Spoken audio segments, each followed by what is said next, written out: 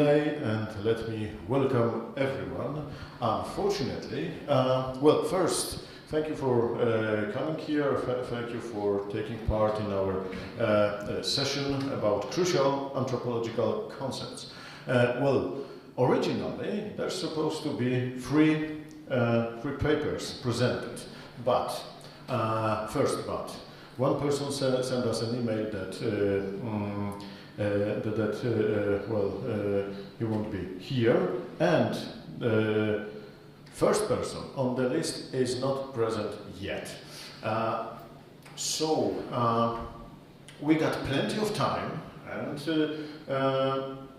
what I have in mind right now is ask our present guest ask please excuse me if I misspell. Ms. Finta, are you here with us, and can you start? Although it is not, it is not very, let's say, according to original plan. Yes, thank you. I sent you my presentation because I can't be there because of the flood situation. Okay. So my video is there. So let me just check where your presentation is, okay?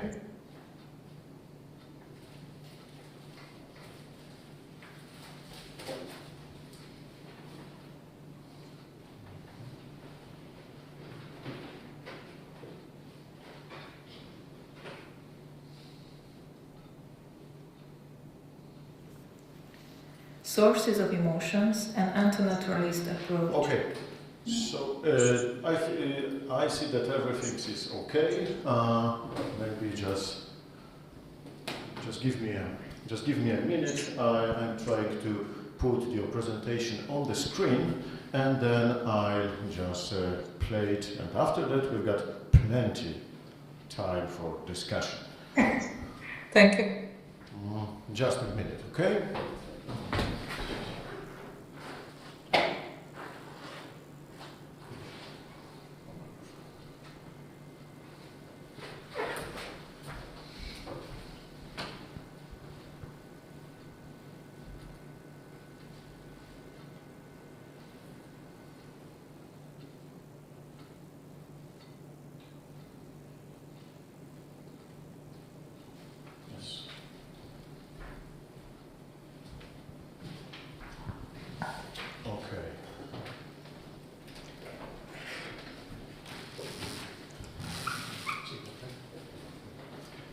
Okay, I think we have it. So now I will just play your presentation, and after that we got plenty of time for discussion.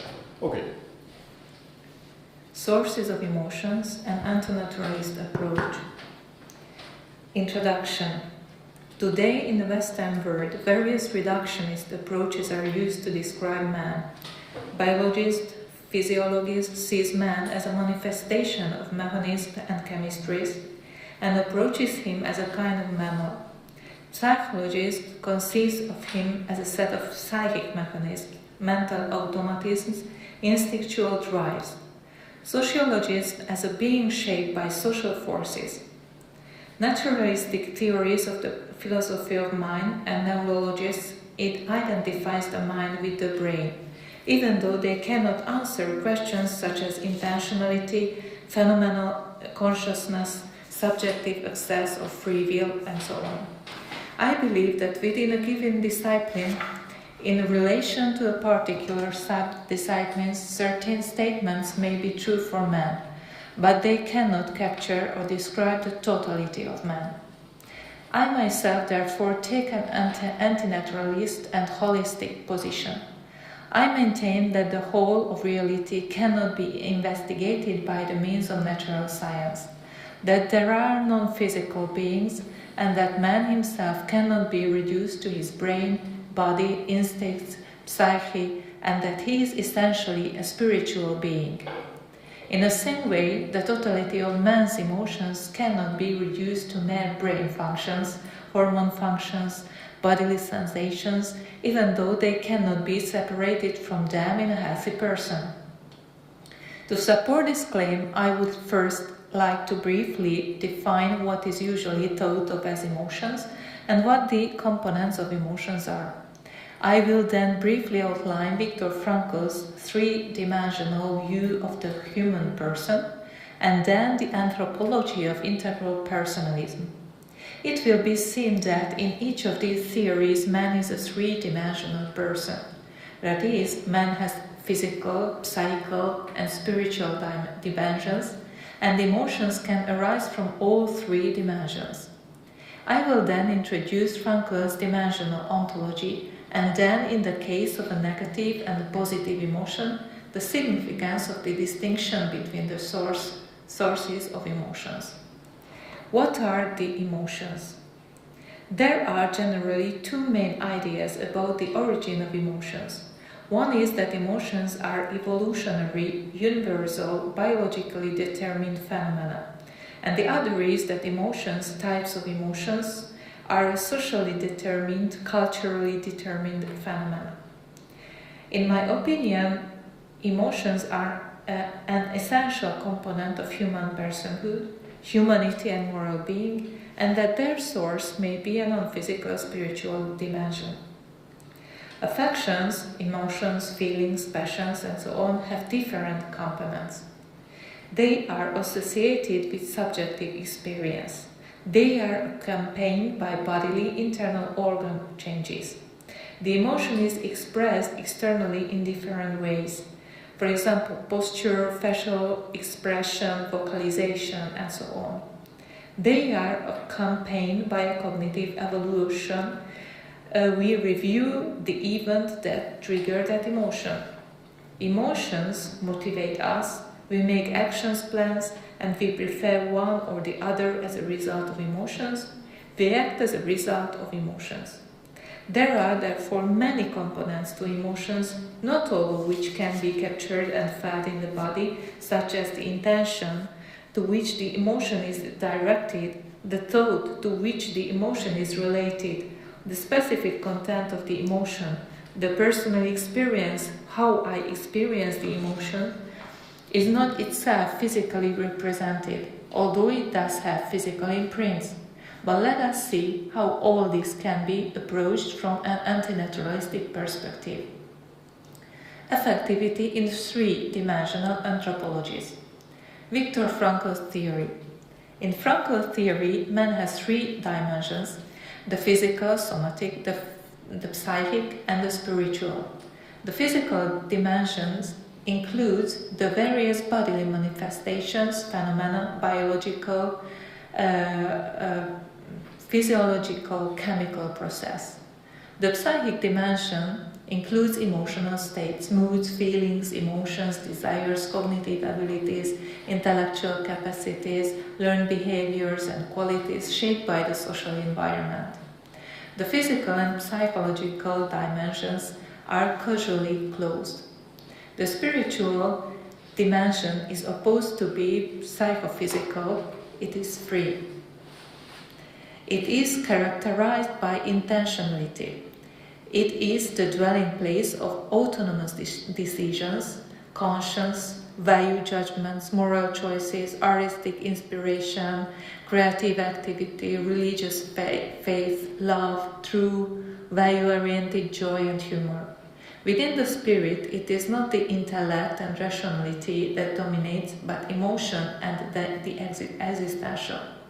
The human being is characterized by three existential elements: spirituality, freedom, and responsibility, which make man a person different from animals, driven by instinct.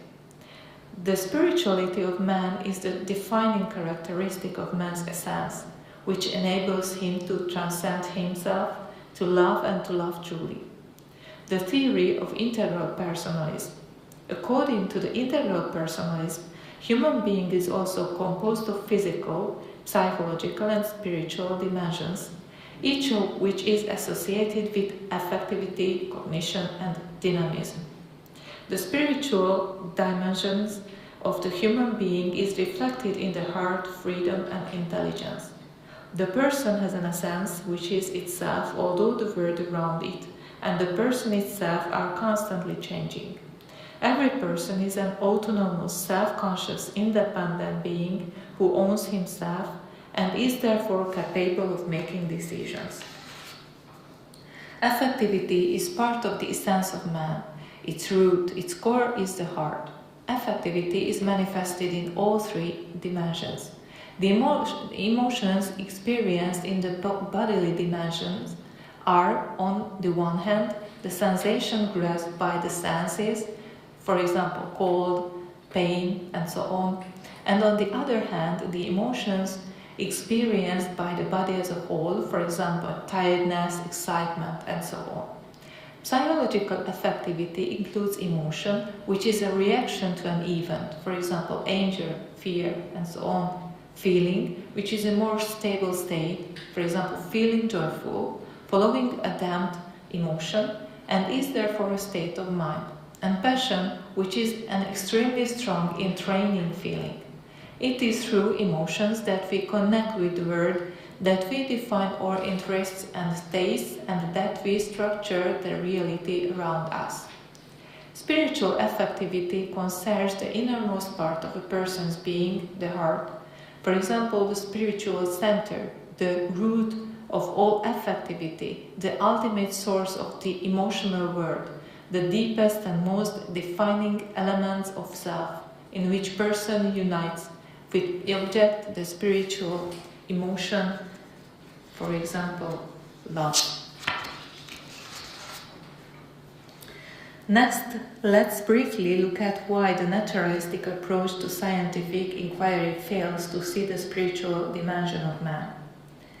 Frankel's dimensional ontology shows why reducing man to a mere physical and or psychic dimension is incorrect. According to Frankl, the three dimensions of man's being are the unity and completeness of man. No reduction is appropriate. Man can only be seen as man if the spiritual dimension is taken into account, because the spiritual is the dimension of man's being itself. Frankl illustrates his position with two diagrams. This figure shows a cylinder or a glass projected into lower dimensions, which in one case is a circle and in other case a rectangle. This suggests that if you project something into dimensions lower than one, its representations will contradict each other, and their resolution is only possible through a dimensional approach. Thus, the often contradictory mapping of the three-dimensional human being onto the psychic and physical planes does not show the whole human being. The second figure shows that projecting different things into the same lower dimension leads to ambiguity, since a cylinder, a cone, and a sphere are all represented as a circle in a two-dimensional plane. A circle has more than one meaning. In the same way, all human phenomena have multiple meanings. Emotions can therefore come from different sources, although it is possible to see them as the same, but it is important to distinguish between these sources in our approach to emotions. Distinguishing emotions by their sources. Two striking examples of the importance of distinguishing emotions by their sources are depression and love. Depression. Although depression has similar symptoms in all three dimensions of the human being, there are different types of depression, and the way depression is treated and the success of recovery is fundamentally influenced by the origin of the depression. Endogenous depression. In the case of endogenous depression, we are talking about a hereditary disease, a fate-like affliction in which neurochemical disturbances occur in the central nervous system. In this depression, hopelessness, loss of values, and so on are not the cause of the illness, but simply a consequence of it. Organic depression. Organic depression is also physical in origin, and it develops as a result of cerebral injuries and degenerative processes. Reactive depression. In the case of reactive depression, the person has suffered a severe loss of value, For example, death of a close relative, loss of a beloved job, health problem, and so on. It is triggered by shocks, losses, grief, pain, and cannot cope with the fact that although they have lost one value, their life has other values. Neurotic depression. Neurotic depression is characterized by abnormal psychological reactions and coping patterns, exacerbated self-centeredness, irrational worry, anxiety, insecurity, low self-esteem, constantly seeking to compensate, constantly seeking recognition, attention, and so on. Noogenic depression. Noogenic depression is a persistent vacuum of meaning and values. It is not triggered by a physical illness or a major loss of value, but by a lack of meaning in life, which makes the person feel purposeless, unmotivated, joyless, and powerless. Doubting the meaning of existence also affects mental and physical health and can lead to a weakened immune system and illness. In this case, healing can only begin when a person finds meaning in his life, which provides him with the motivation and joy he needs. It is a well-known fact that the number of depressive disorders has increased dramatically since the second third of the 20th century, but research shows that overall the number of depressed people with the first two causes has not increased, but the number of noogenic depressive disorder has increased. So it is not all the same how we view the increasing incidence of depression in our time, nor how we treat it. Let's look at the case of love. Love. Viktor Frankl also distinguishes between love and love. Since the human being has a layered structure, it is made up of degrees. We can speak of different types of love attitudes depending on whether the lover grasps a person in the psychical, physical, spiritual totality or only reaches one of its dimensions. Sexual-based love. The most primitive form of love is sexual love, where the sight of a person's body arouses sexual instincts and arousal in the sexually oriented person. The target is therefore the physicality of the partner, its characteristics. It is short-lived. Erotic love. In the case of erotic love, the lover is not only sexually aroused, but is able to penetrate the psychological structure of the other person. According to Frankl, it is then that the feeling of being in love arises. The lover is not aroused mentally, but psychologically, emotionally, by certain traits of the partner. Erotic love is thus directed towards the physical qualities, the psychical qualities. True love. In the case of true love, the lover penetrates to the deep depths of the partner's being, grasps it in its uniqueness and singularity, and enters into a relationship with it, a spiritual being. The lover is touched by the spiritual core of the partner and thus sees behind the physical and the spiritual phenomena, physical and the psychological phenomena.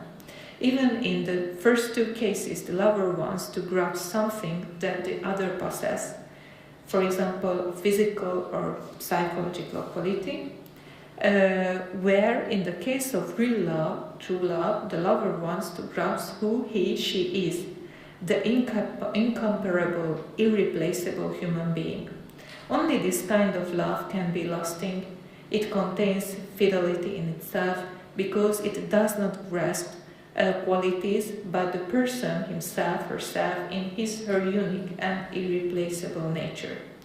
But it captures in the partner not only who she is, but also what she can be and becomes in her uniqueness and singularity. In the relationship, values are revealed, and the values revealed can enrich the person. In this love, the sexual relationship is not primary, and sexuality itself is not an end in itself, but the means of expressing love. The sexual connection itself is a spiritual connection. Conclusion. So we see that if we approach emotions in a naturalistic way, in their purely physical manifestations, we lose precise access to them. We cannot find a way out of difficult emotions. We cannot complete the path to healing, or we cannot distinguish between a love flare and true love. But if we take an antinaturalistic approach and look beyond the physical pattern of emotions, distinguishing between their sources and their direction, a rich realm of emotions opens up and we are able to do much better in life. Bibliography, and thank you for your attention.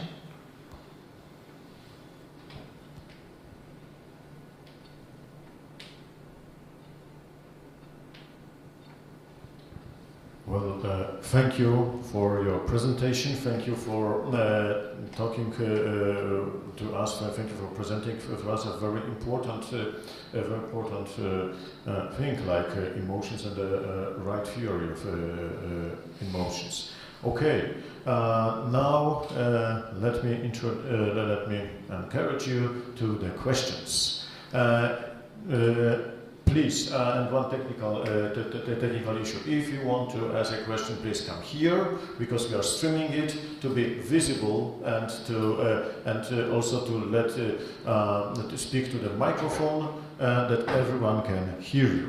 Okay, let's start the discussion.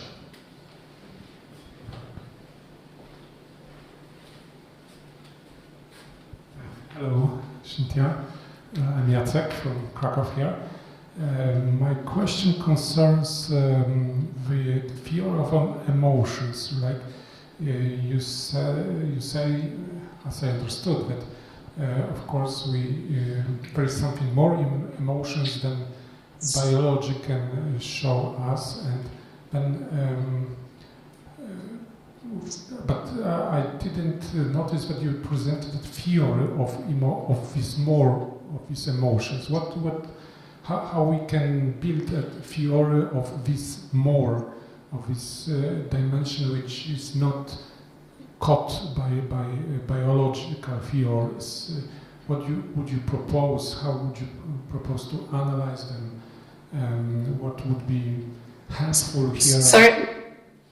Sorry, but your voice wasn't so good, so I didn't understand exactly your question. Okay. The question concerns the theory of that more of emotions. You know, you said that we cannot analyze emotions only in terms of biology, but that emotions are something more, as I understood. So, how would you propose to analyze how we can build this a theory of emotions which is relevant, adequate? What notions should be used, and of course you would like not to naturalize emotions, of course, how to build antinaturalistic theory of emotions. Could you comment on that in some way? For example, I think that there are emotions, for example, the moral emotions about which Max Scheler also speaks. I think these emotions comes from the spiritual dimension of man. However, there are many emotions in which are treated in the cognitive behavioral therapy. When your emotions disturb your thinking and so on. I think many of these emotions come from your childhood, from your early childhood, which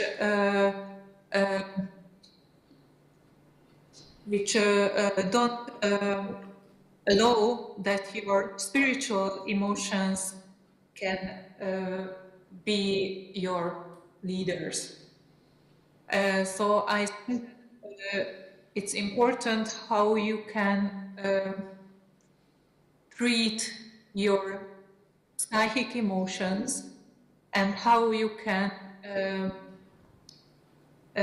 allow to your spiritual emotions to be above your psychic emotions. Do you understand what I mean? course. Yeah, but my question concerned the theory of such emotions. What theory of such emotions would you propose? Right? Because, of course, we know that we can claim that there are moral emotions or spiritual kind of emotions, but how to analyze them, how to build a coherent, let's say, theory which would be helpful in analyzing this dimension of emotion.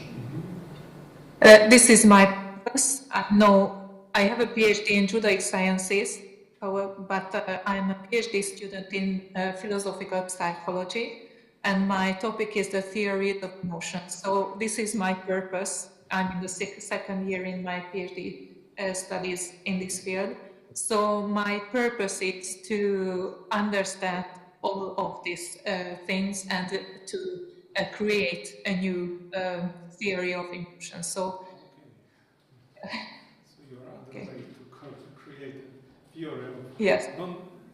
Antinaturalistic theory of emotions, right? Yes, and I think that Viktor Frankl theory and the integral personality theory is a quite good foundations for this new theory of emotions in philosophy. I would like to use a lot of scientific studies and researches on it, and also the empirical and practical results of the psychological treatments and philosophical consolations and so on. So my purpose is to create a more exact anthropology and theory of emotions to treat people. So my purpose is not only theoretical but practical. Also study philosophical counseling, based therapy, in which so the emotions, the logic, and so on are connected. So I'm in research in this field. Okay, thank you very much. Take a seat.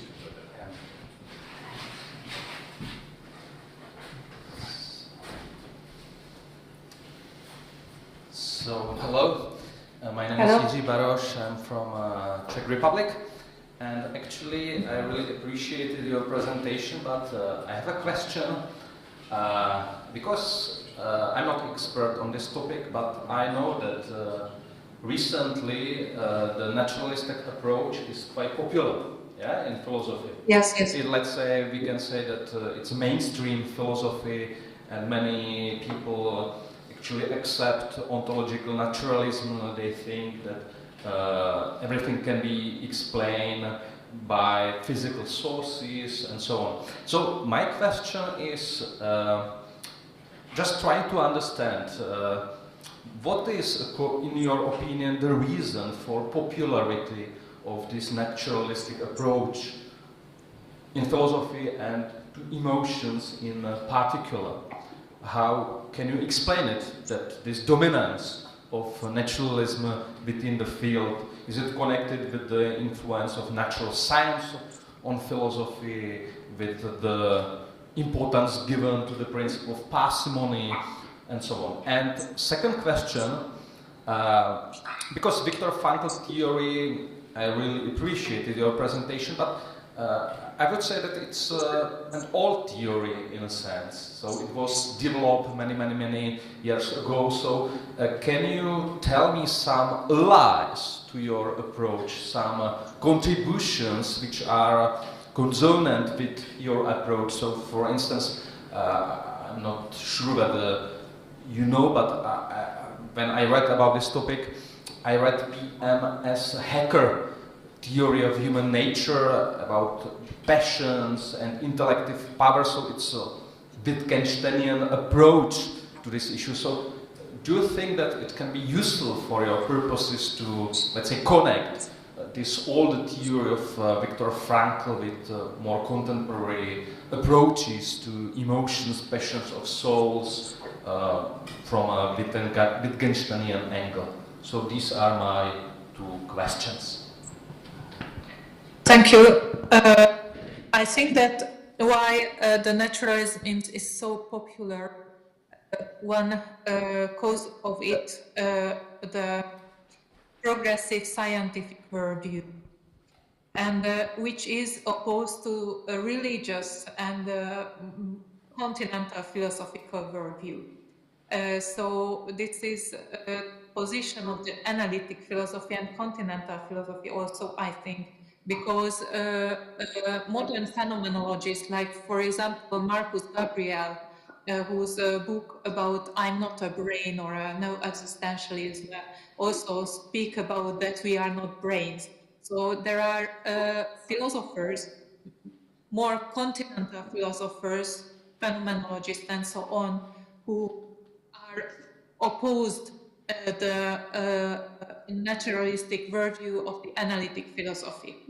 I think that the scientific worldview could show up results, what you can see, but the people more believe what you can see and you can catch and so on.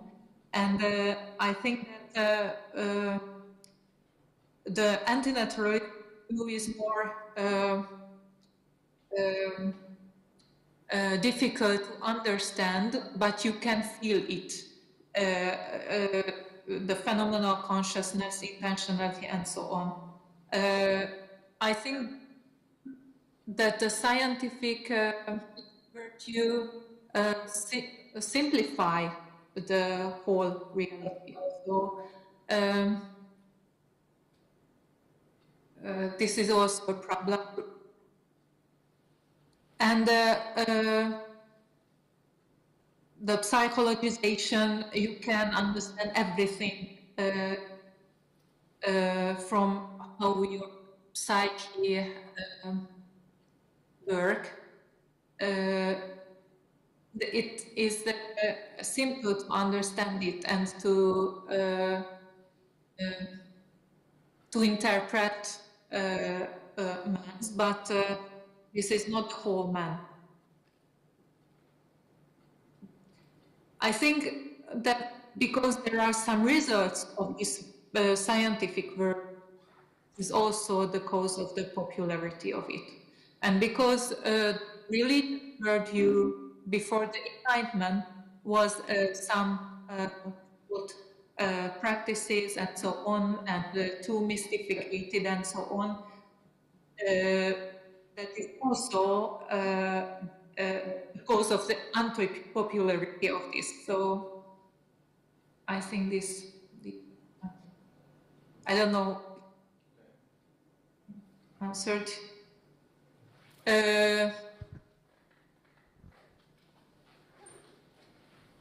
Yes, and so I think in this case these worldviews are opposed, one of them. The naturalist, antinaturalist, and but if you see below or under the face of these worldviews, they cannot explain a lot of things. So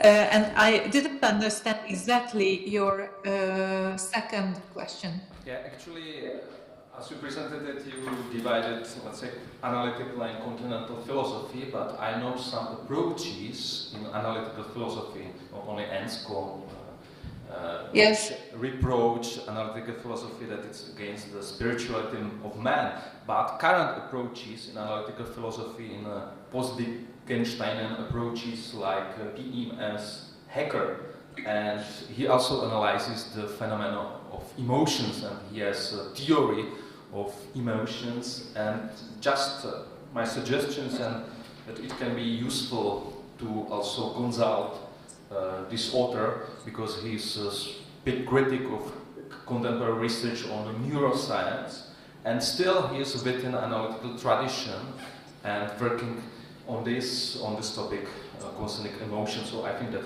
maybe he can be a potential ally in your approach, because Viktor Frankl's theory, I think that it's quite old, yeah? It was developed many decades ago, so I think that it's necessary to try to find some contemporary approaches which can support your position, and I suggest that maybe also in analytical tradition there can be some approach like that. Thank you. Thank you. My purpose is I'm in an analytic program in philosophy, but I would like to search for authors who can help my theory of emotion. So thank you for your advice. Okay, thank you. Okay, thank you. Thank you very much. And are there any more questions? Please.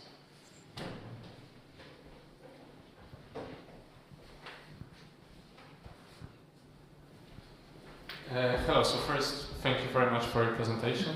And I have two questions, maybe two reactions. First is, I wanted to ask you to maybe clarify if I understood it well, that because you mentioned dimensional ontology, and so I wanted to ask if you say that emotions as such, like from, let's say, ontological point of view, are some combination of these three dimensions, or like it's from my philosophical, metaphysical point of view, I wanted to ask you like, what emotions are, what is, let's say, the substance of emotions,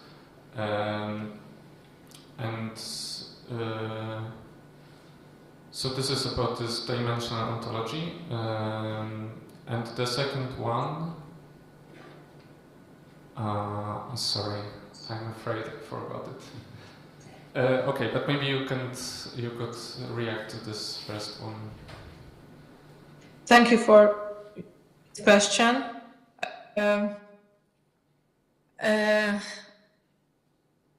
It's very interesting for me. For example, in theology, the personhood of God, emotion in a lot of theory are not be there. And opposite of this, that according to the Holy Scriptures, God and the essence of God is love. This is an emotion. And I don't know the answer for it, but I'm searching for it. That if the whole world comes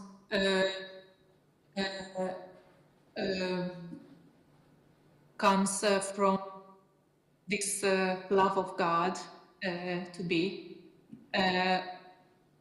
and for example, the children, as a cause of their birth is the love between two partners, so the spiritual cause of it. So I don't know. Yes, I know the biological issues and so on, but I think that maybe emotions could be fundamentals in the reality, from really perspective. That is another case how I can translate it in a philosophical frame. I'm searching for it. I don't know, but for example, Max Schiller's Ordo Amoris also spoke about that everything what we do, there are emotional foundation of it, or choices and so on. So I think emotions more fundamentals than we think about them. Okay, thank you very much. Yeah, I think Max Scheler is a good reference to it. to say that emotions are fundamental, like in ontology. Just maybe my intuition initially was that, because I'm trying to understand this approach, because my intuition was that when we talk about emotions in everyday life, we usually think about them in these two first dimensions, I think, in yes. bodily and psychic. Yes. And I usually think about it that on the spiritual level we don't deal with emotions, but something different, and these are not like love is not emotion fundamentally. It's something different. It has its emotional side, let's say, but it's maybe just a different way of arranging the concepts. Yes. I think in everyday life, when we sometimes speak about the heart, I live in from my heart and so on. This is closer to the spiritual emotions we speak about heart. And the heart is in Pascal's and Hildebrand's philosophy also thought thing. So I think that the life comes from the Holy Scripture. It means that your whole life is driven by your emotions, your spiritual good or bad emotions and so on. So I don't know exactly, but I search for these things. Okay, thank you very much. Thank you. Well, thank you. Okay, so if I may, I have a question. Yes. I have a question that maybe not a question, maybe just a comment, but I'm curious what can you say about it. On your presentation, on one page, there was a contrast between naturalistic description of emotions and let's call it a frank description of emotions. And please correct me if I omit something or say something not exactly right as it was. The naturalistic description of emotions was commented that it is just not non-inspirational, that it is hard to be used as something for people, and for example, Frank's description of emotions can be used to achieve happiness, can be used to understand the emotions, and can be used for the joy of life. Am I right here? Yes, according to Frankl, the real joy, there are more types of joy. Okay. And he says that the value-oriented joy comes from spirit. I use Viktor Frankl's anti-integral personalism as theories. However, I don't think that they are exactly precise or adequate. So I would like to think through all of this. Okay, thank you. And now my question. I was thinking if there are just two types of description. First is scientific, first is naturalistic, so it is strongly connected with scientific method and let's say the right description of the world as it is. Second is more, let's say, inspirational. Second is more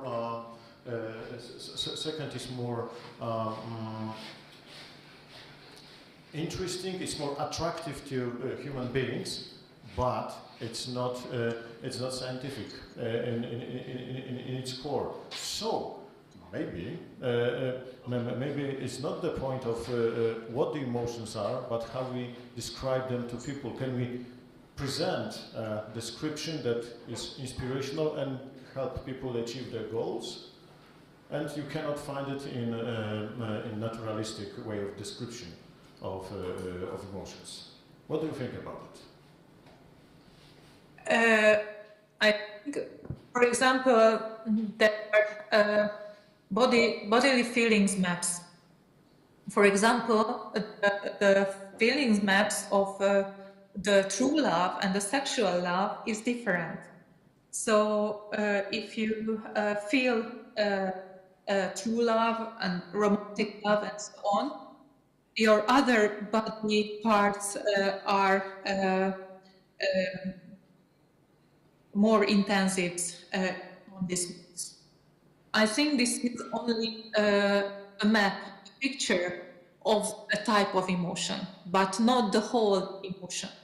So I can say the people see, look at these pictures, maps shows you that there are many types of love, for example, but you can interpret the content of these maps, what you feel, the phenomenological aspects, the intentional aspects, and you cannot see this on these maps. These are only a picture about your body, but what you feel, that is, and your subjective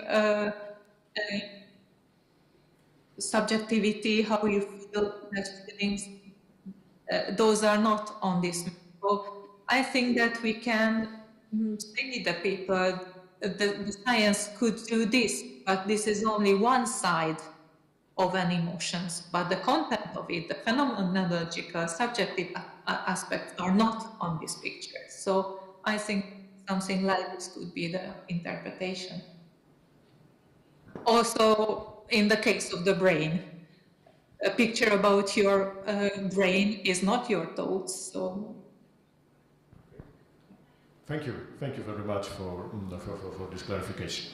Thank you very much. Thank you. Okay, I think the discussion on your presentation is finished. Thank you very much for presentation, and good luck in developing this theory of emotion. Of emotions. Thank you. Right. Thank you. Thank you very much. And now I have a question. Is Mr. Heger with us? Unfortunately, I cannot see him. In that case, we are a very lucky group, because we can now, without feeling that we are losing something, switch to other sections and to other rooms. I'm very sorry that those two people who were planned for today cannot attend our meeting. We are after the discussion on the emotions, and now all I can do is to encourage you to find something for you in other sections. Thank you very much, and enjoy the conference. Thank you. Bye.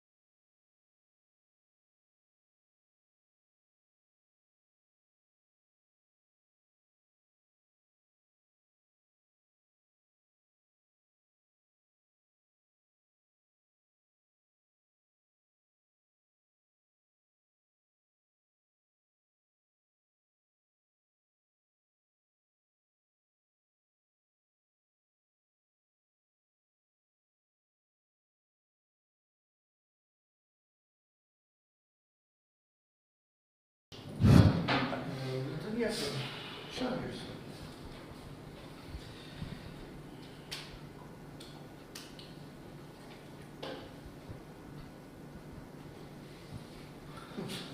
Where is ladies? Ladies and gentlemen, yes? Where is ladies? Ladies is not here. Too bad. Thomistic perspective is very interesting. Maybe not for ladies, only for men. Yeah. Online, I believe. For online? Yeah, Okay. I think so. We have, Okay. I would like to welcome everyone to session on the Thomistic perspective at looking at naturalism. I'm glad to lead this session because the problem of relation Thomistic philosophy to naturalism is subject of my research. I think that is very important question that we should discuss.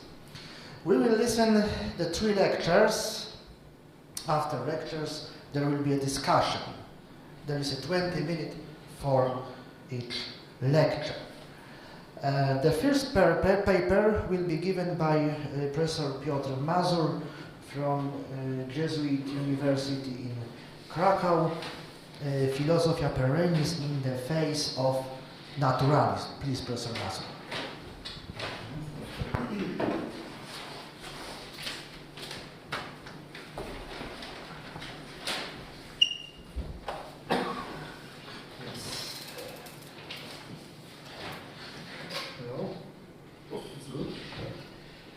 As the German philosopher Robert Spemann emphasized, one of the key tasks of philosophy is remind us of the obvious. My lecture today is dedicated to precisely that purpose,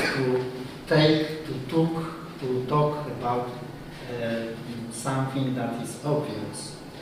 In the philosophical tradition, classical metaphysics is typically referred to as perennial philosophy. Today, Philosophia perennis is often perceived as a closed system wherein specific assumptions, methods, and cognitive procedures lead to particular conclusions about reality, especially regarding to relationships to the absolute.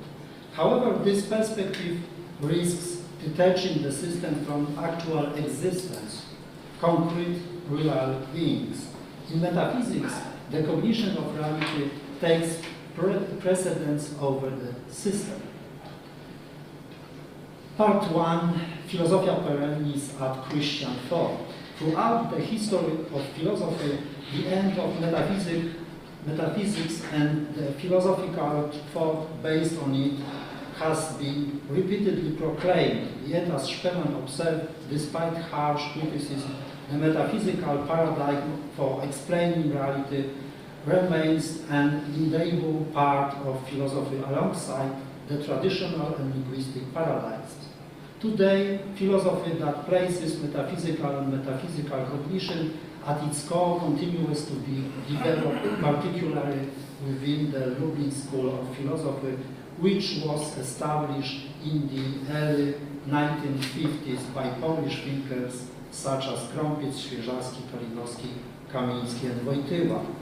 Metaphysical thoughts remains a significant component of Christian philosophy, that it is continually subject to critique within this tradition, particularly by these currents that focus on the human person.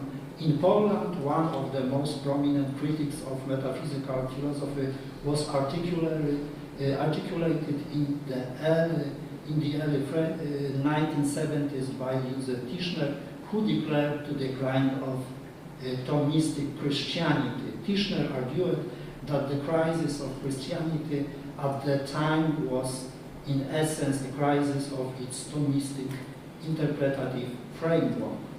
Despite this criticism leveled against metaphysics and the metaphysical view of the world, metaphysics remains a fundamental philosophical discipline, aiming to provide a comprehensive explanation of reality by identifying the first and ultimate principles of existence, of offering adequate justification for necessary cognition within Christian philosophical thought. Even if metaphysics does not fully meet contemporary scientific, religious, or philosophical expectation, it still offers a holistic view of reality that aligns with revelation. Therefore, it is difficult to envision a scenario where metaphysics could be entirely neglected or abandoned in Christian thought. Part 2, the naturalistic aspects of Philosophia perennis. Aristotle, often regarded as the founder of metaphysics, approached philosophy with a distinctly naturalistic perspective. His first philosophy, along with his epistemology and anthropology, were deeply rooted in naturalism. However, even in Aristotle's thought, metaphysical cognition did not stop at the material aspect of reality. Instead, it required cognitive transcendence to uncover the ultimate causes and principles of existing things. Sorry, but what are the transmission for the excuse me? Have problem? No, not the problem that it was just switch off. Sorry for that. Mamy dwa tomiści na drodze do tego pokoju właśnie. We have two Thomistic philosophers who are running late to get here. Yes. So if you would like to just pause, or I'm just telling you so you know. Wait for them. You suggest you wait for them? It's up to you. I think it's Professor Wojciech from Lublin and also Professor Cruz. So, let's come. They're both Thomistic philosophers, and this is the parallel session for Thomistic philosophy. I think it makes more sense to wait. To wait. So, Don't you think? I will wait for them. So, Thomistic philosophy is very important in the car, Especially philosophers is not going to work so well. And the other guy too, you know, he's also interesting. Especially made by Jacek Wojtyszak, so we have to wait for I them. just checked that they're not wandering around lost, yeah? Yes.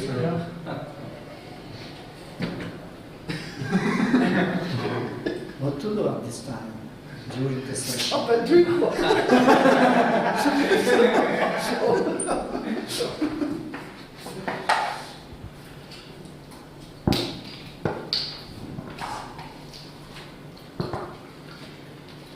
Are there other persons in the internet who are looking at it?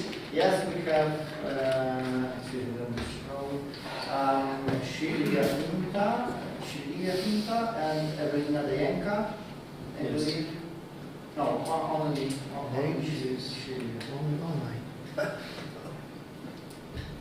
Hello, person by internet, woman, ladies who are interested in Thomistic philosophy. We are waiting for more participants on site, so this is the break, not because of me, but because the participants' conference on site. So please wait for the next part of my lecture. They were discussing the 5 ways, still in the place for lunch. They told me that they would be coming here, but now there is no sign of them actually now. I can't see them anywhere, so they disappeared. Yes, maybe It is possible, yeah. they found more interesting lecture. It is possible that they just changed their minds and decided to go somewhere else. I can't say. Okay, so I think it makes no sense to wait. Yes. I'm sorry. Thank you.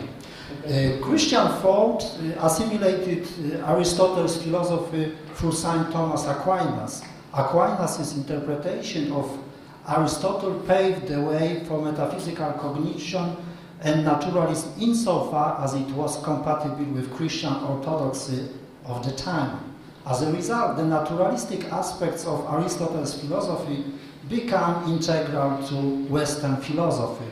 Aristotle's triple naturalism presented challenges for the antinaturalist tradition.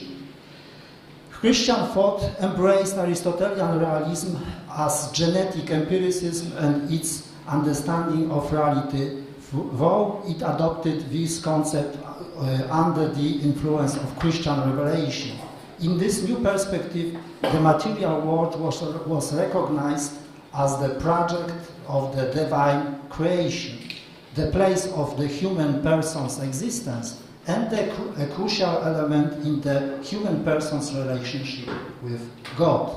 Philosophia perennis had never relinquished its naturalistic foundation, which contacts human cognition, material reality, and the affirmation of the corporeal aspects of human nature. This principle is encapsulated in the scholastic formula nihil est in intellectu quod non plus fuerit in sensu. Philosophia perennis relies on the image of material reality as given through sensory experience, whether colloquial or scientific, which serve as both the source of and primary object of material reality cognition. Consistent with this realist approach, Philosophia perennis acknowledges the primacy of reality existence over its cognition and the primacy of cognizing reality over reflecting on it. Part 3, challenges posed by contemporary naturalism. Philosophia perennis finds itself in a complex yet distinct relationship with both non-philosophical and philosophical naturalism. Metaphysics does not deny the materiality of cognized reality. It cannot question the validity of naturalistic method for interpreting ontic facts, especially since these methods clearly contribute the enhancement of cognition, nor can disagree with insights provided by the exact sciences. Yet, due to the broader philosophical implication that these scientific results have for our understanding of reality, metaphysics cannot uncritically accept the underlying assumptions or methods. As a result, the incompatibility between certain metaphysical solutions and the findings of the exact sciences is increasingly evident today. Another challenge lies on the possibility and methodology of integrating the findings of the exact science into metaphysical inquiry and achieving a philosophical synthesis between metaphysics and these sciences. In contemporary Polish metaphysics, two approaches have been proposed for engaging with the worldview presented by the exact sciences. The first approach, rooted in the tradition of Louvain Thomism, suggests that metaphysical inquiry should incorporate the methods and findings of the exact sciences, as advocated by Kucharski and Ziemiański. This approach, however, risks undermining the autonomy of Philosophia perennis, concerning an object and method of cognition, as it requires continuous adjustment to the demands and principles established by the exact sciences, such as physics, biology, or social sciences. In its more extreme form, this approach might even lead to the rejection of metaphysics altogether, deeming it as a system based on assumptions, methods, and physics that are fundamentally incompatible with the current state of knowledge, as argued by Życiński and Heger.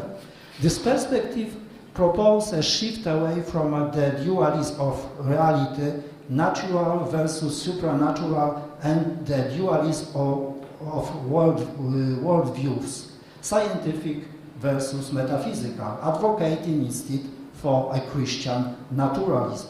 According to this naturalism, God acts immanently in the material world, which is described by the language of physics or mathematics. This monism quotation is not an attempt to neutralize or reduce the supernatural to the natural, but rather to immerse what we call the natural into the inhospitable field of God's rationality. Proponents of the second position, primarily affiliated with the Lublin School of Philosophy, advocated for the autonomy of metaphysics. They argue that the assumptions, methods, or findings of the exact sciences should serve us as general backdrop to philosophical inquiry rather than constituting its core content. Instead, they emphasize the importance of grounding metaphysical cognition in the critical analysis of everyday experience, common sense, and the application of metaphysical methods of explanation.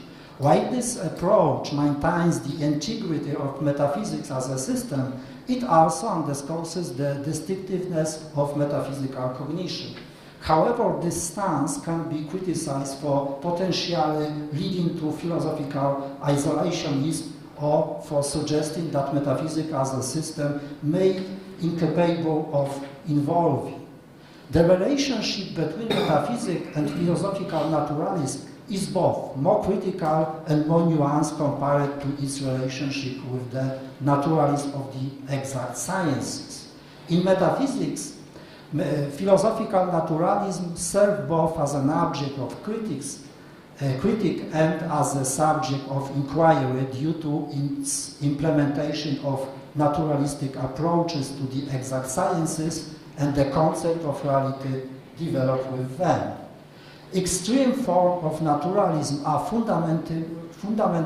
fundamentally incompatible with metaphysical perspectives and therefore become subject of rigorous criticism.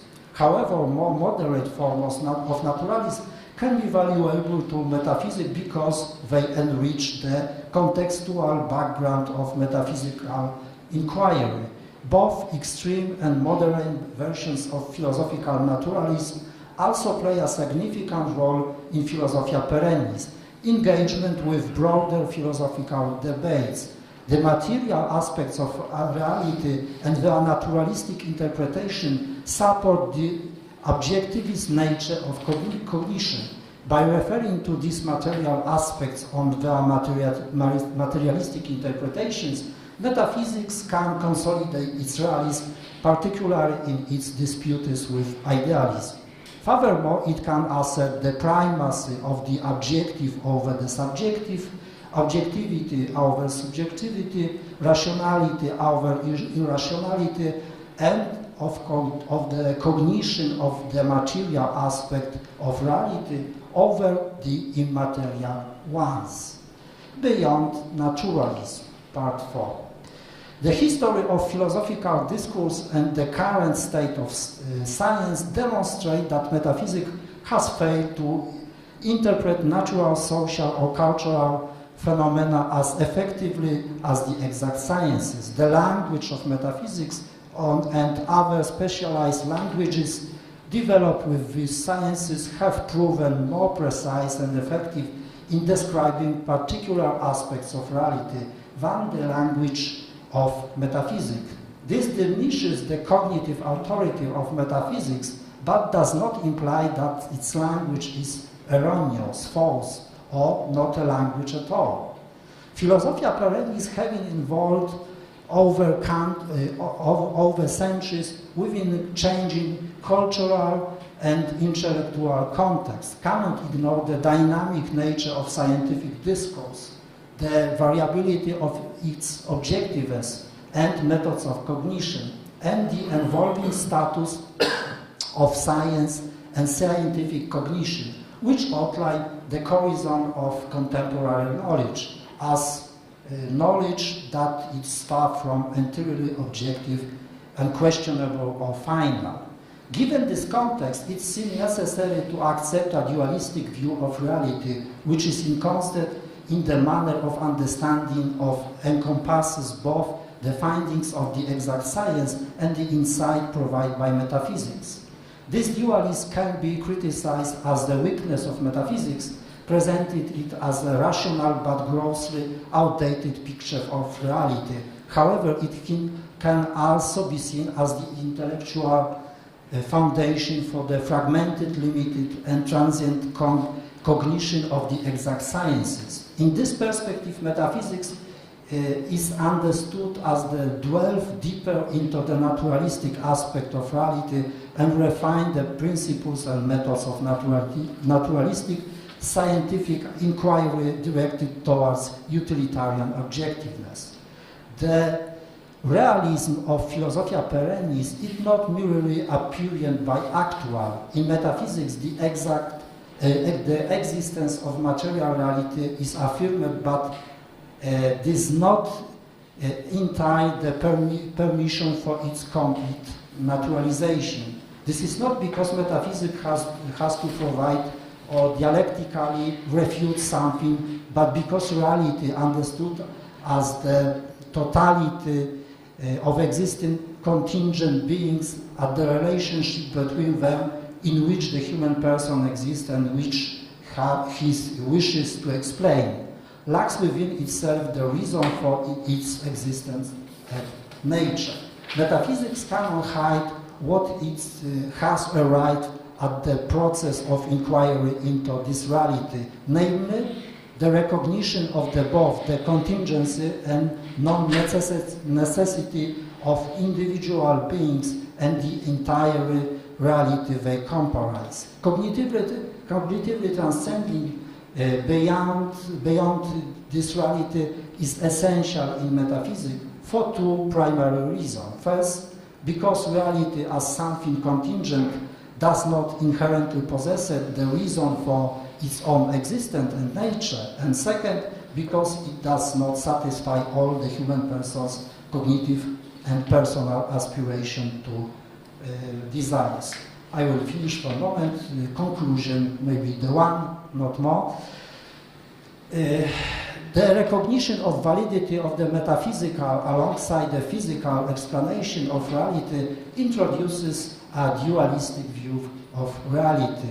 This dualism is not necessarily permanent. Perhaps in the future the paths of physics and metaphysics will converge or even become synthesized.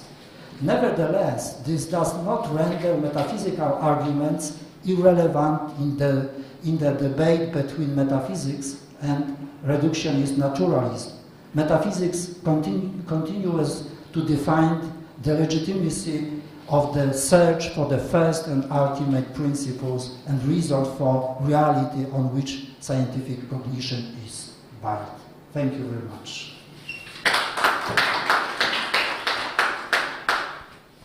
Thank you very much, Professor Mazur, for your very interesting lecture. The second lecture will be presented by Jiří Baroš, Masaryk University, Czech Republic.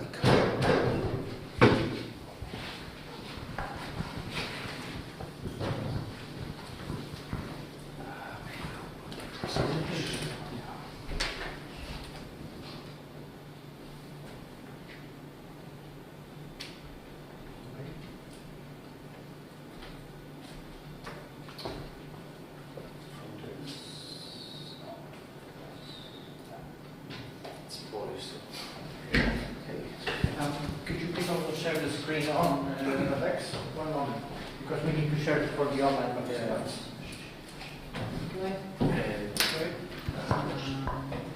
Here.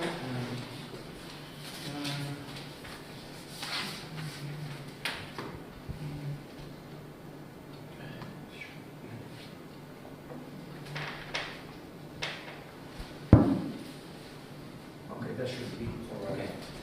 So, hello everybody. I'm really happy to be back in Cracow because I visited this conference 2 years ago and it was really a perfect conference. Today, the aim of my paper is to offer two possible directions. Does it move? Yeah, back. Yeah. No. We've left about an hour. Yeah. My aim is to offer two possible directions to follow for the contemporary discourse on the common good among Christian political philosophies. First, I will argue for a greater engagement with the project of Trinitarian ontology. Second, the deepening of this discourse should, at the same time, lead to a greater connection with empirical science. But to introduce my topic, let me say something about two main debates among Christian philosophers about the concept of the common good. So, In last decades, there have been two main waves of philosophical interest in the common good. The first wave was triggered by the polemics of Charles de Conan against personalism, the most prominent representative of personalism was for sure Jacques Maritain. I think that in general de Conan was right on this issue. However, I would like to mention that the debate is not completely closed, in so much as such authors as Mike Spencer assert, contrary to the contemporary naturalist, that as persons we are not reducible to anything non-personal. This then entails that common goods are encompassed by or included in a overall gestalt that each person is. That means that they are aspects of each person flourishing. No common good can rightly be pursued at the expense of persons, their value and flourishing. The second considerable controversy has been provoked by Finni's instrumentalist conception of the common good, and for sure there have been several alternatives offered against it, and the most notable aggregative and distinctive conception of the common good. And I just briefly mentioned that, in my opinion, the most persuasive conception is a distinctive one, which emphasizes that the common good is a distinct kind of good to be pursued and enjoyed together by people living in community. But I would like to not focus on these debates. I would like to mention some overall assessment of these two debates. And I think that analogously to the debates in political theory, there should be some new approaches to the common good. In political theory, at the level of the so-called ideal theory, we can say that both these debates were led in this level. And in general, ideal theory largely ignores the darker part of human existence, as well as the dynamics of history. Far more sensitive to these factors is the so-called non-ideal theory. Ideal theory speaks of lofty aspirations, but is very far from reality.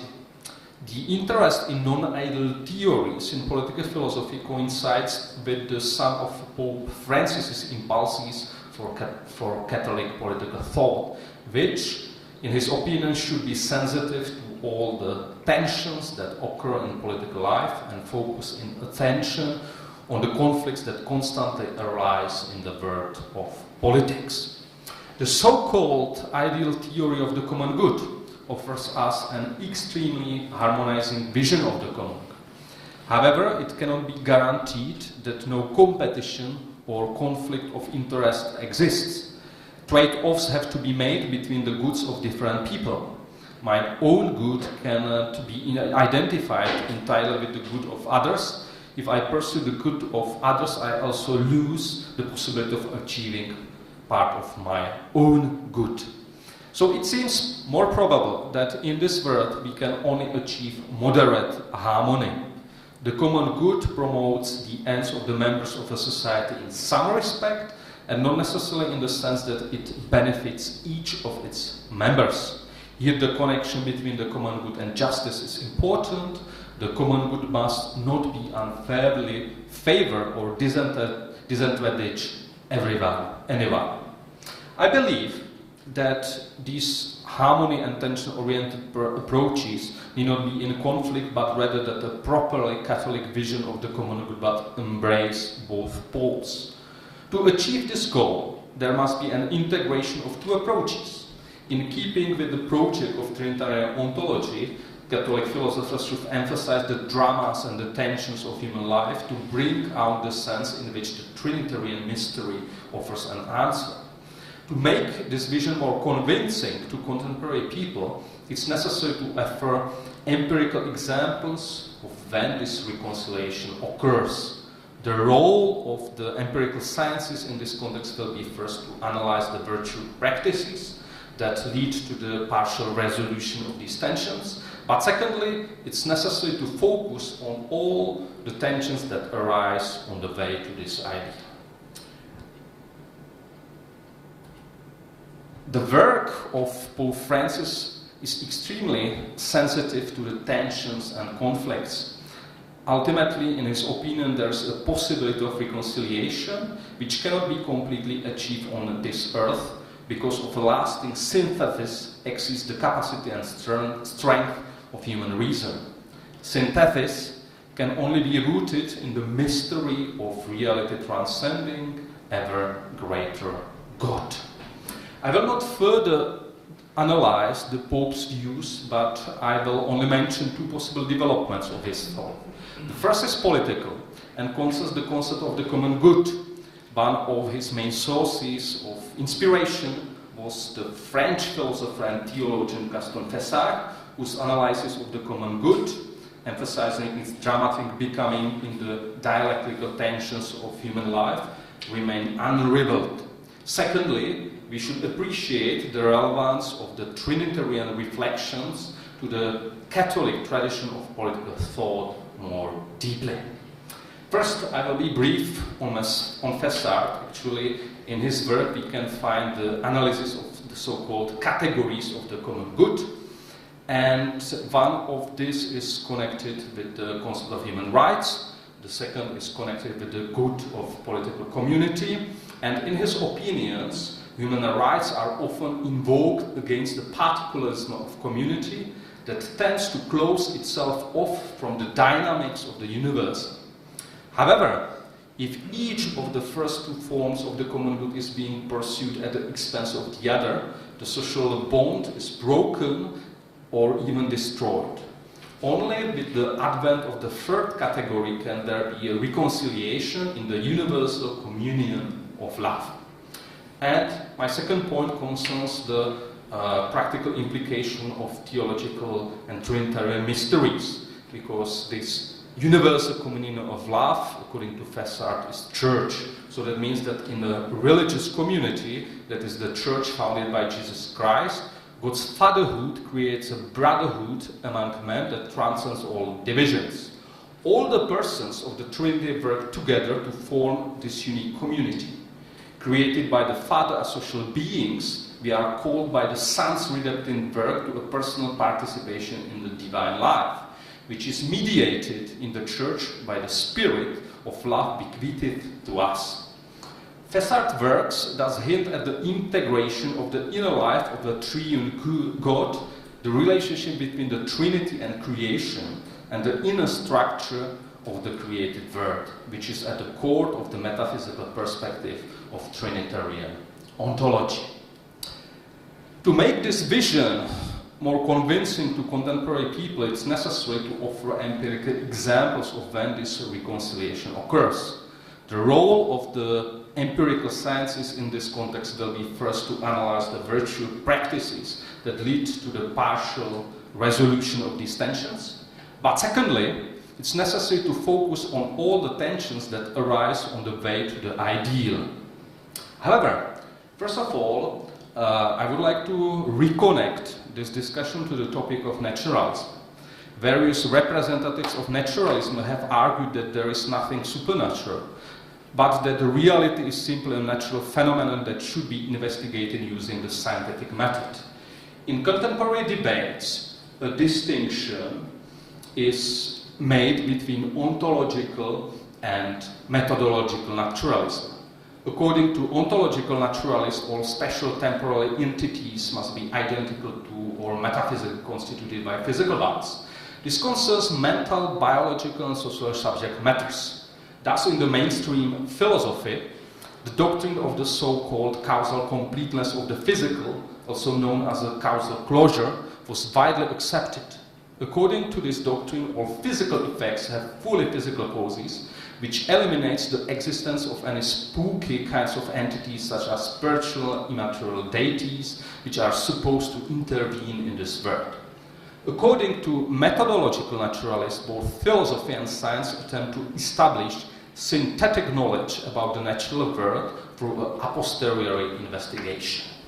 However, I do not want to enter into these theoretical debates, which are way outside my area of expertise, but I would like to point out one puzzling practical phenomenon that arises from the current social scientific interest in research on human flourishing and its relation to religion. That is to say, I will draw on data from scientific approaches that are fully consistent with ontological and methodological naturalism.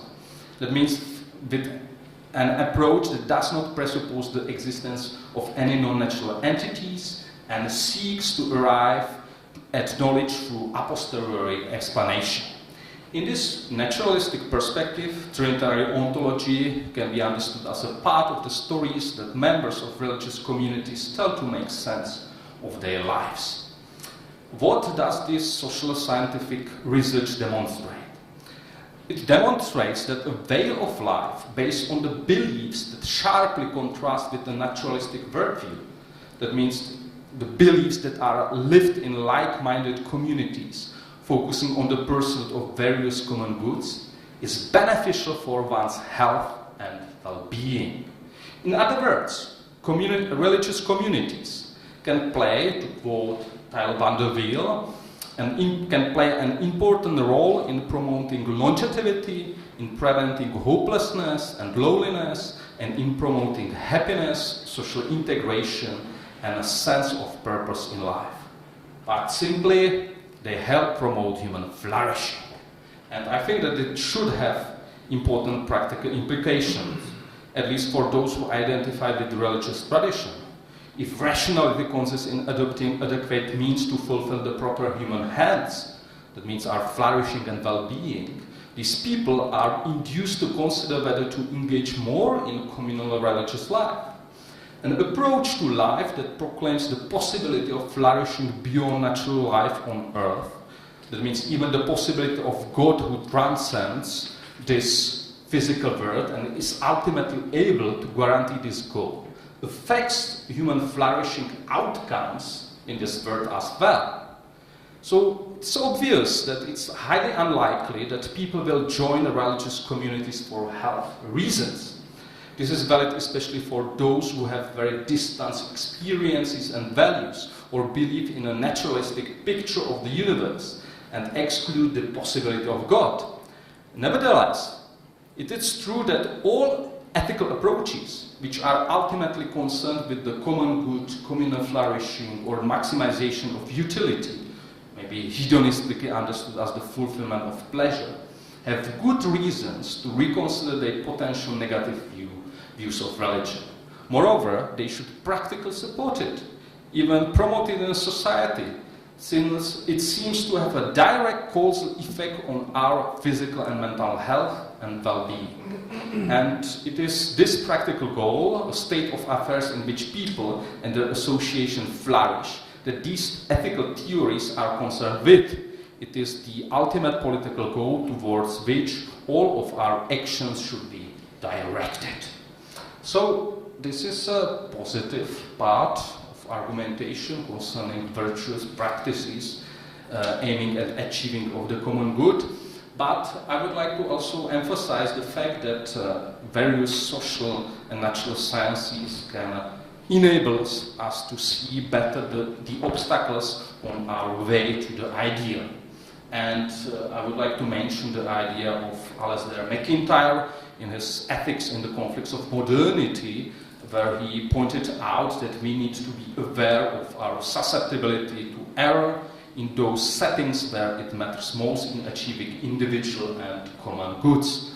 And according to him, an impressive catalogue of such obstacles to our thinking has been compiled by Daniel Kahneman or Amos Tversky, who have identified various types of biases expressed in erroneous estimates of probability and frequency of occurrence, and in dispositions to misjudge hypotheses and predict outcomes.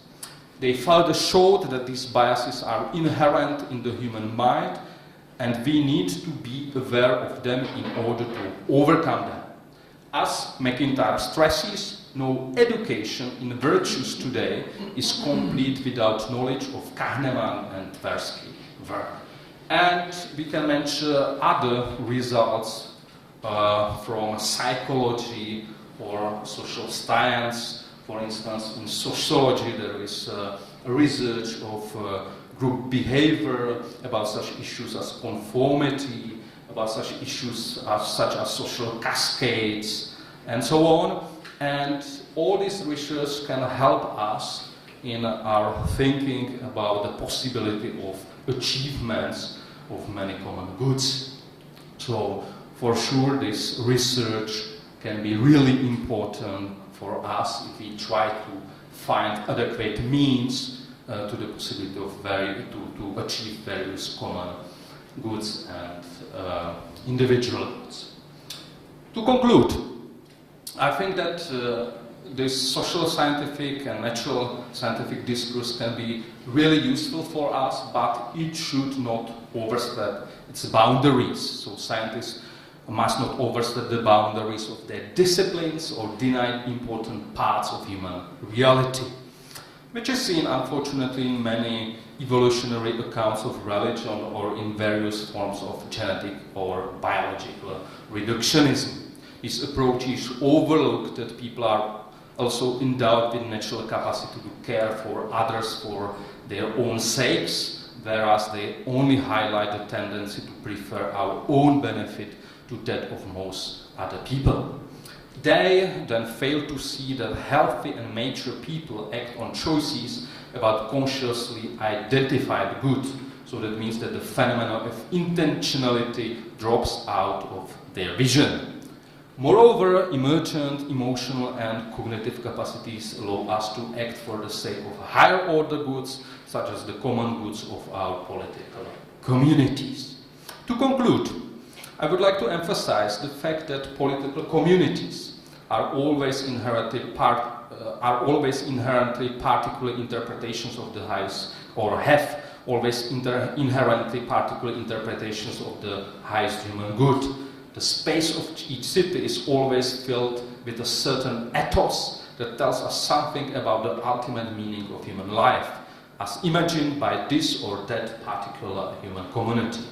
So it tells us about openness or closure to the mystery that the perspective of Trinitarian ontology attempts to reveal to us. In general, the political common good concerns the proper organization of human life, which should aim at the most perfect human flourishing. The perspective of Trinitarian theology or ontology suggests that we are incapable of this ourselves. That means that someone else's good will always be frustrated. The knowledge of natural and social sciences can help us in this, primarily in that it enables us to understand where we are making or are in danger of making mistakes in achieving our common goods. But moreover, the perspectives of these sciences show us that religious community pursuing their common goods are of great contribution to the well-being and flourishing of society, which is paradoxical in a contemporary mindset full of naturalistic thought. But social sciences, wholly consonant with naturalistic framework, show that these kind of communities actually bring us important benefits. Thank you for your attention.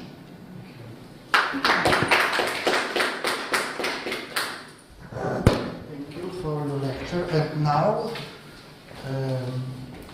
lecture will be presented by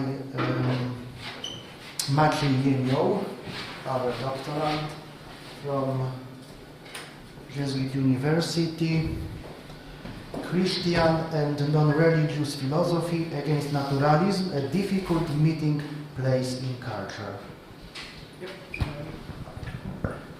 Thank you. I will just set up the presentation online and then I will begin. One moment, please.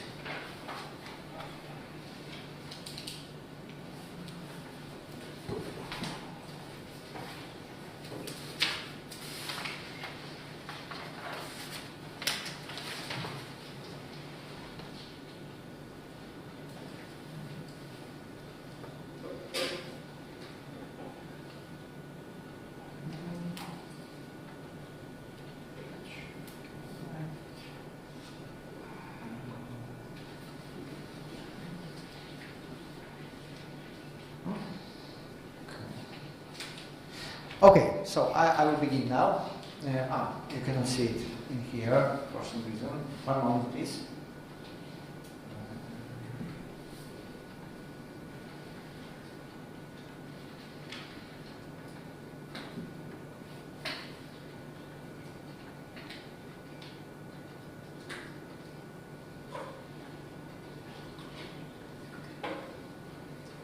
Now we are ready to go. Okay, so hello and welcome again. The topic of my presentation is Christian and non-religious philosophies against naturalism, a difficult meeting place in culture. So I will approach the topic of today's conference from a very different perspective than my predecessors, but I hope that it will be nevertheless interesting to you. And the order of my presentation is as follows. I will start by discussing the opposition between Christian and modern non-religious philosophies. That is a very common subject today in political discourse. Then I will go to diverging approaches to anthropological naturalism between those two ways of thought. Then I will go to converging approaches to anthropological naturalism, which are much more interesting, as I will try to demonstrate. And then I will go to the conclusion about the theoretical possibility and real opportunity of a difficult meeting place in culture. So let me begin. The current Christian thought oftentimes felt itself at odds with various non-religious philosophies, such as transhumanism, postmodernism, modern approaches to humanism, feminism, postcolonialism, or queer thought. This is not a difficult observation to make. In fact, a popular motif in many current Christian writings by philosophers and in public political discourse alike is the motif of culture in crisis, and consequently of siege mentality, where the crisis and the siege in question are both currently diagnosed as resulting from those modern, liberal, left-leaning, non-religious philosophies. Chantal Delsol claims that for more than half a century now, we are witnesses to what she calls the normative inversion, that lets itself known by how all things that were once considered evil are now considered good, that they are being appreciated and they are being praised. Among such things, she names homosexuality, abortion, divorce, and suicide, in some cases, which are all phenomena which modern re-evaluation arose from that what we can generally call progressivism, liberalism, and left-leaning politics. Vittorio Possenti writes in turn about the current pedagogical crisis as a result of postmodern vision of education, where education is oriented towards instrumental goals rather than universal truths that can be found in God. Similarly, according to Sławomir Chrost, trans and post-humanism as well as multiculturalism bring about the risk of a post-metaphysical world that depreciates the innate value of the human person. In the United States, we have populists and propagandists of nominally Christian provenience, such as Matthew Walsh, Dennis Prager, that constantly bemoan the fall of the Western world, its culture and customs, and use very strong rhetoric in order to blame it all on various progressive groups and ideas, collectively denoted under the moniker of wokeness, or even the woke mind virus, as Elon Musk puts it. All this would seem to suggest that there is very little possibility of a meeting place between Christian thought and the woke non-religious philosophies of today. In this presentation, however, I will attempt to demonstrate that such a difficult meeting place in culture is not impossible. Coming from a Christian perspective, but also drawing from ideas of such non-religious thinkers as Sarah Ahmed, Judith Butler, Joanna Heinderek, or Gayatri Chakravorty-Spivak, my aim will be to discuss how many different approaches to the issue of naturalism diverge, but also converge, creating a rare possibility of dialogue between otherwise embattled worldviews. But first, an important methodological remark. While the question of defining naturalism is in itself a very broad problem with multiple aspects, I would argue that in the case where we are to discuss culture and the cultural impact of such trends, we need to use primarily the perspective of anthropology. Piotr Mazur describes, among others, three modern approaches to the issue of subject in anthropology. According to him, the subject can be viewed, among others, either as a derivative of its substructures, and this is a naturalistic or materialistic approach, a derivative of overstructures, which is a postmodern or social approach, or a center of acts or experiences. And this is a phenomenological or dialogical perspective. The issue at hand is therefore, to be more precise, one of anthropological naturalism, claim that full understanding of the human being, their personhood, subjectivity, nature and the like can be derived fully from the biological materialistic substructures of subject. Such a vision of naturalism, represented, for example, by Richard Dawkins, Daniel Dennett, or Jacques Lacan, is related to various other aspects and visions of naturalism, mainly as a specific case of the more general naturalistic claim that all reality can be explained through its materialistic substructures. Nevertheless, it is distinctive, as it deals with the plethora of human creations, of which culture is perhaps the most noteworthy. In the following parts of this presentation, I will demonstrate how the idea that human beings and their creations and their very nature can be reduced to the level of biology and neurochemistry is treated by various Christian and non-religious thinkers on diverging approaches to anthropological naturalism. Historically, there is a large difference between the sources of opposition to materialism from the side of Christian thought and from the side of modern non-religious philosophies, a difference that seems immediately obvious. While Christianity remains more or less centralized, being a religion where the core doctrinal beliefs about Godhood of Jesus Christ and other supernatural phenomena are shared between almost all denominations, and therefore almost every Christian has a stake in refuting naturalism, alternative ways of thinking about transcendence, very loosely understood, are much less homogeneous. In fact, the very idea of decentralization of knowledge plays a crucial role in at least some of them, meaning that their heterogeneity is not a coincidence but emerges by design, so to speak. As explained by Ahmed, queer theory, for example, is an anti-normative at its basis, which means strong opposition to the very idea of homogeneous social norms and unified frameworks of knowledge. This is also at least sometimes true in post-colonialism, from which arises the concept of decolonization of knowledge, where alternative forms of comprehending the world and our place in it are given its own voice on par with Christianity or atheistic naturalism, what Bad el-Hol and Rajesh Tandon call knowledge democracy. Such knowledge democracy, in turn, takes a more radical shape in vegan philosophy, where not only humans but also animals are granted knowledge and importance and even voice. Between me and Mr. Moll, there is no wall that divides, no qualities, skills, or other magical rules that divide us from each other, as Heinderek puts it. The basic concept of decentralization, of cultural and ideological pluralism, common in many non-religious philosophies that in some form oppose naturalism, is clearly at odds with the unifying ambitions of Christianity, demonstrated, for example, by the quest for a universal truth in education, proposed by Poselli. For those non-religious philosophies, such differentiation between what is true and what is false, what is good and what is evil, as Poselli proposes it, if at all possible, must not be achieved through perspective of one religion, but must be negotiated between different groups, different cultures, or even different species. That is why Christianity and such philosophies as queer theory, post-colonialism, and vegan philosophy remain at odds with each other regarding naturalism, even though both sides agree that naturalism, in its attempt to explain the human being solely through biology and neurochemistry, is not satisfying.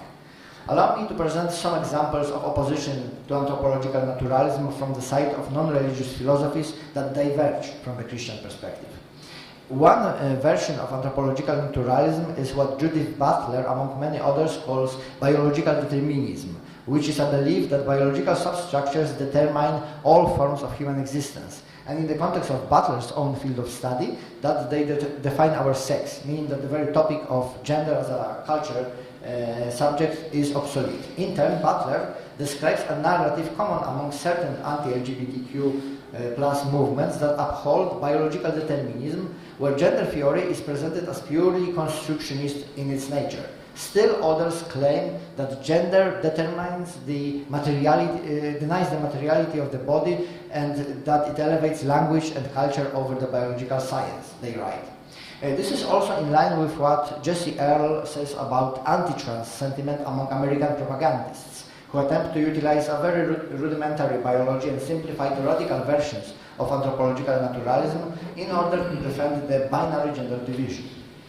Patriarch rejects this narrative and claims that what we call our biology is always interactive with social and environmental forces, and we cannot really think about biological facts outside of this interaction.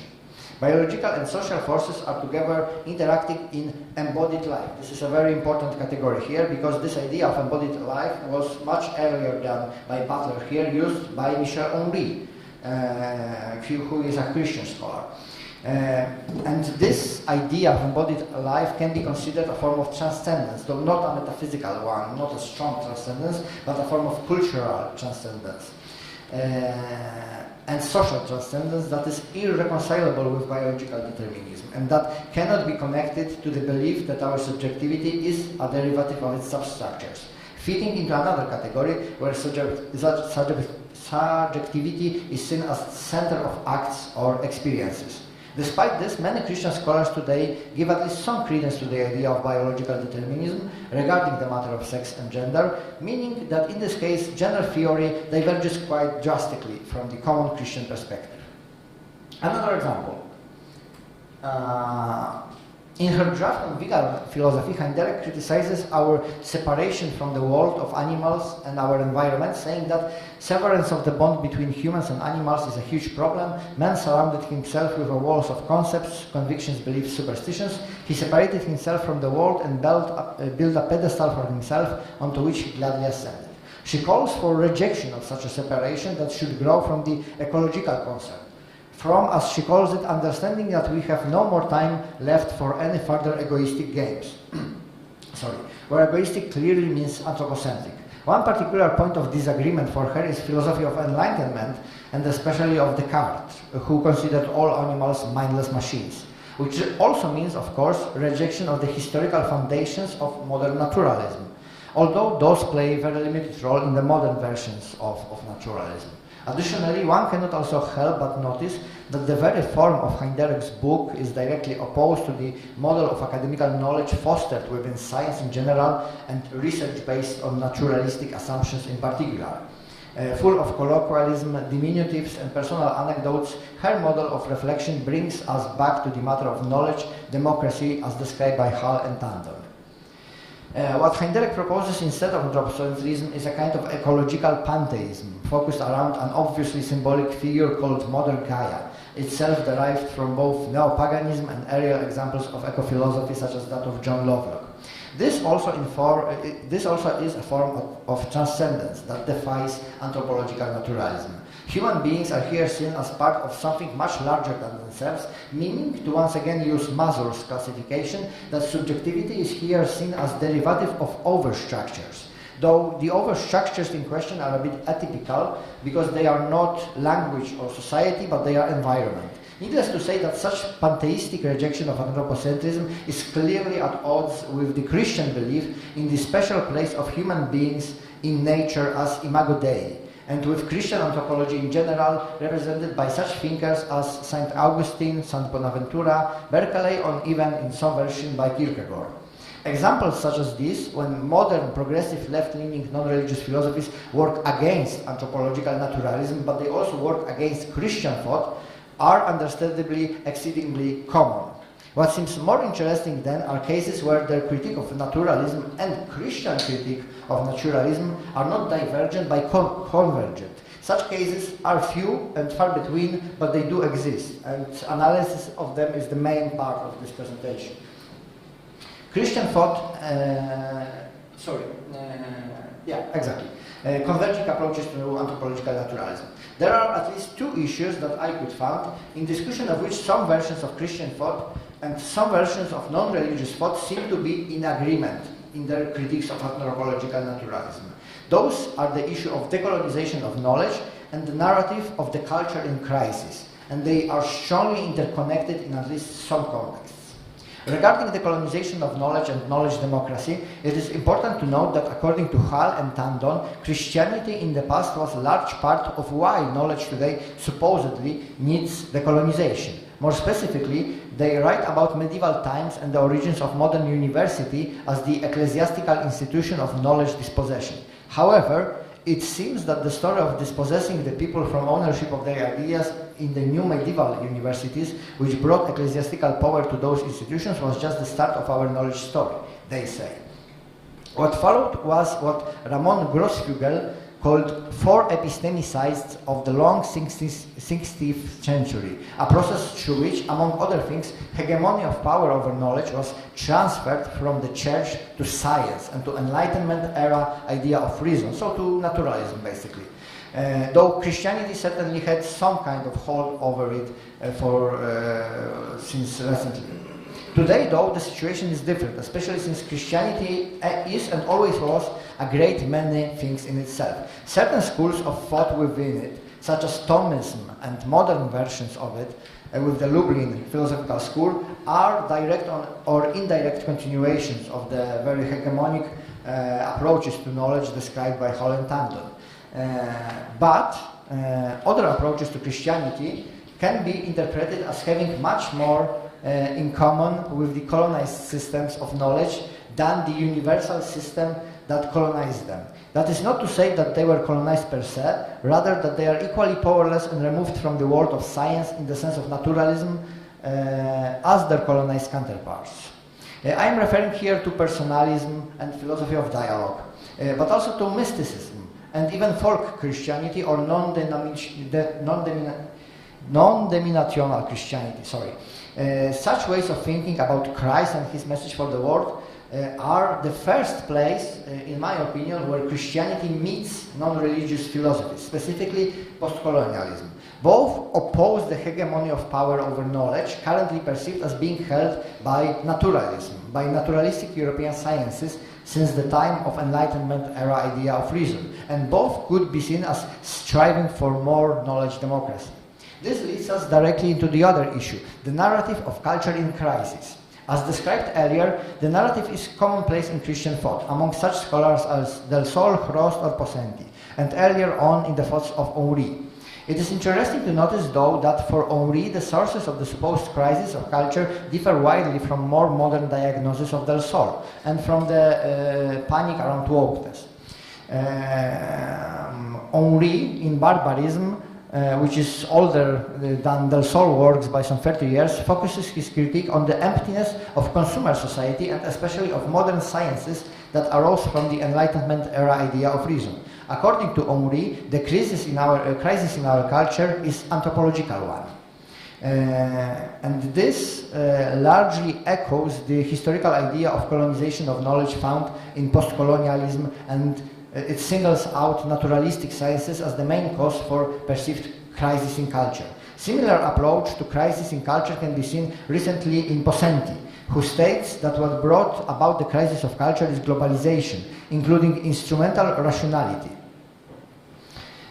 Interestingly enough, while Del Sol claims that there is strong continuity between Enlightenment era idea of reason criticized by Henri and some modern non-religious philosophies, such as eco-philosophy, in fact, many such philosophies are equally as critical of this version of anthropological naturalism as Henri or Possenti.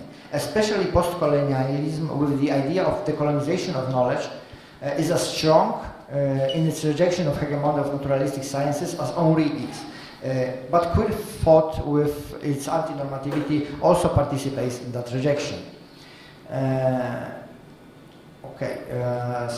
When Possenti writes about crisis of capitalism, which became manifest in the vehement and dangerous transition from an industrial capitalism to a purely financial one, his sentiments are almost identical to sentiments of many queer theorists, such as Ahmed or Earl.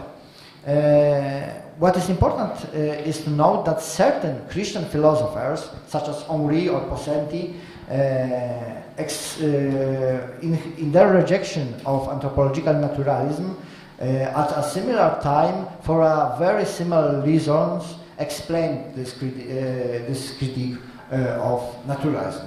This kind of similarity goes beyond simply sharing a common enemy, however, and could potentially have important consequences for the very slight possibility of dialogue between those two usually entrenched camps. Okay, so to go to summary, how much time do you have? Okay. Perfect.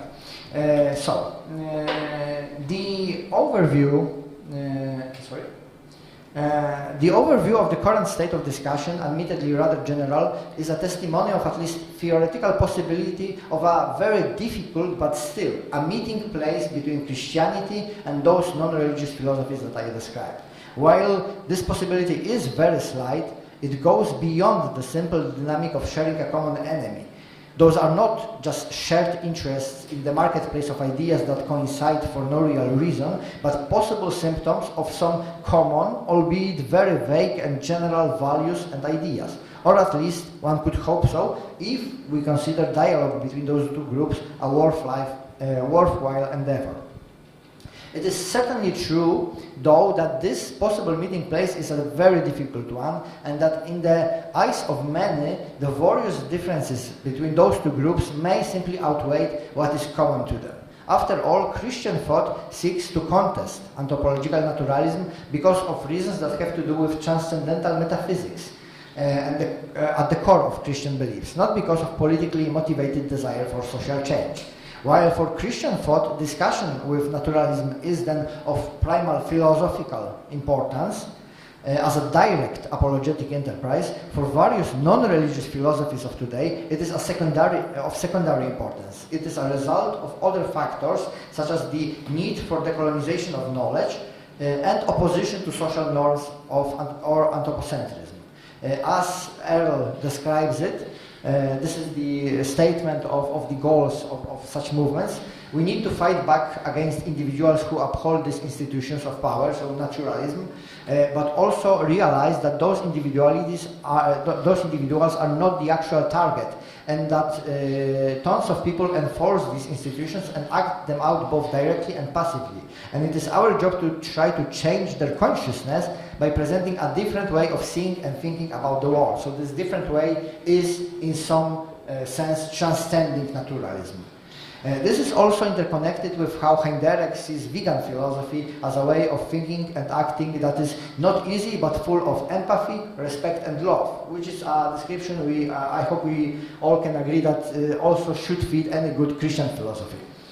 Returning to the idea that non-religious philosophies are more decentralized and less homogeneous than Christian thought.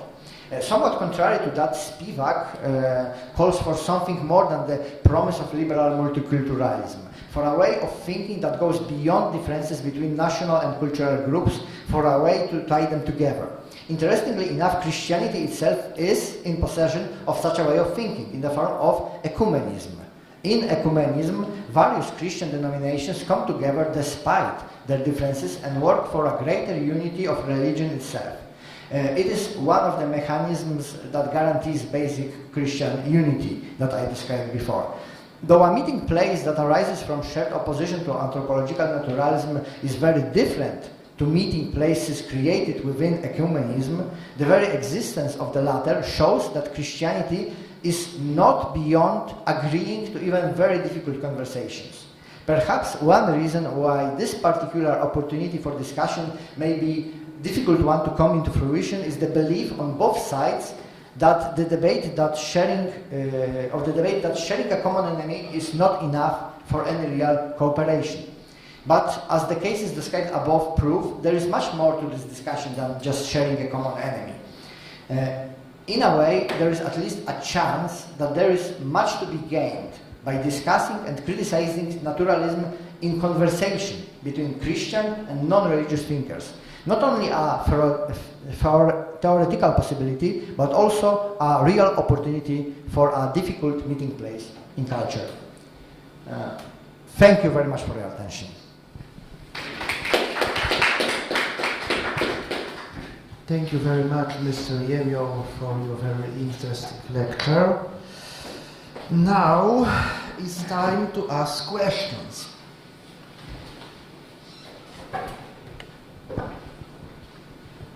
Opening discussion. Okay, who start? I have some questions, sorry. I just need to find it. To Professor Mazur. Okay, so, a difficult conversation in culture. So, So, you talked about Philosophia perennis, right? And that it, well, I believe that the original Thomistic thought had some like total ambitions. It was a way of describing everything in the world and in metaphysics, true metaphysics. And now Philosophia perennis meets this other ways of thinking, naturalism mostly. And naturalism also tries to totally describe the whole reality. Do you believe that the approach to this total ambition from the side of Philosophia perennis had to change because of that meeting with naturalism? Or is it still there just trying to work with naturalism to describe the reality itself? It's not easy to answer. I think the idea to describe the whole universal world is important as a main goal, and how to describe in some sections, in some aspects, and we take in perennial philosophy we take into account most ultimate reason for existing world. So this is the main aspects of metaphysical research. In naturalistic discipline we have exact science. We have something in different way, looking for the aspect that the world could be described by the proper and directly related reasons. So the explanation is directed to the closer causes. So there are different causes which are looking for in naturalism and metaphysics, but on the other hand, when we think about metaphysics, which have over 2.5 years, so naturalistic can give a new prospect for vision of the world. So every meeting with something new in philosophy, especially in perennial philosophy, is a kind of lecture. So we can teach, we can learn something about the world, and this different form of describing. So I think it could be useful for metaphysics to find naturalistic expectation and give and take from these disciplines a special kind of view. On the other hand, we have, as I told in my lecture, the very long tradition that perennial philosophy is based on naturalistic perspective, the naturalistic ground sources. So I think everything is in moving, everything is changing, and we are in discourse where we can find a different opposition and different kind of view. So every time, every meeting is one of the part of lecture.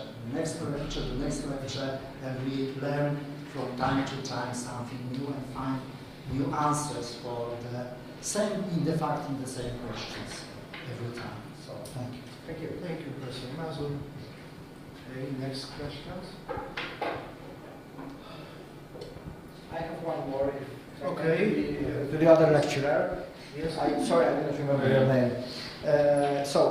You talked about Trinity and how Trinity can be seen as this, in Christian belief, as model of common good and community that is fully good on itself. And do you think, I'm just thinking back to my presentation, do you think that this idea of Trinity, not as a real belief that this actually exists, but as a metaphor or something like that in culture, could be useful to non-religious philosophies? Could it be used as an example of how community could be built? Is there a possibility of that? Thank you very much for your question. I think that there was an interesting part concerning social scientific research in my paper, and according to this research, let's say the worldview which is really contrasted to naturalistic worldview has really positive outcomes concerning well-being and so on. So I'm not sure what are the commitments of naturalists in ethics. Yeah, so it's an open question. But I can presume that they can be much more attracted to utilitarian and consequentialist kind of thought. That means that the best state of affairs concerns the actualization of human potentialities and moreover the presence of maximum of some properties which are considered to be beneficial. And if they really try to achieve the state of affairs in which there is a presence of some good properties, yeah, so health, well-being, mental health, physical health, and so on. So in this sense, they have reason to promote religion. And that means, at the same time, they have reason to promote what makes religion religions. So that means that they have reasons to promote religion with their stories. And even if they understood Trinitarian thought as part of the myths told by religious people, if their commitment is to the best state of affairs, actualizing these beneficial properties, they have some reason for the presence of Trinitarian thought in the reality. And this is interesting, I think. This is really interesting result.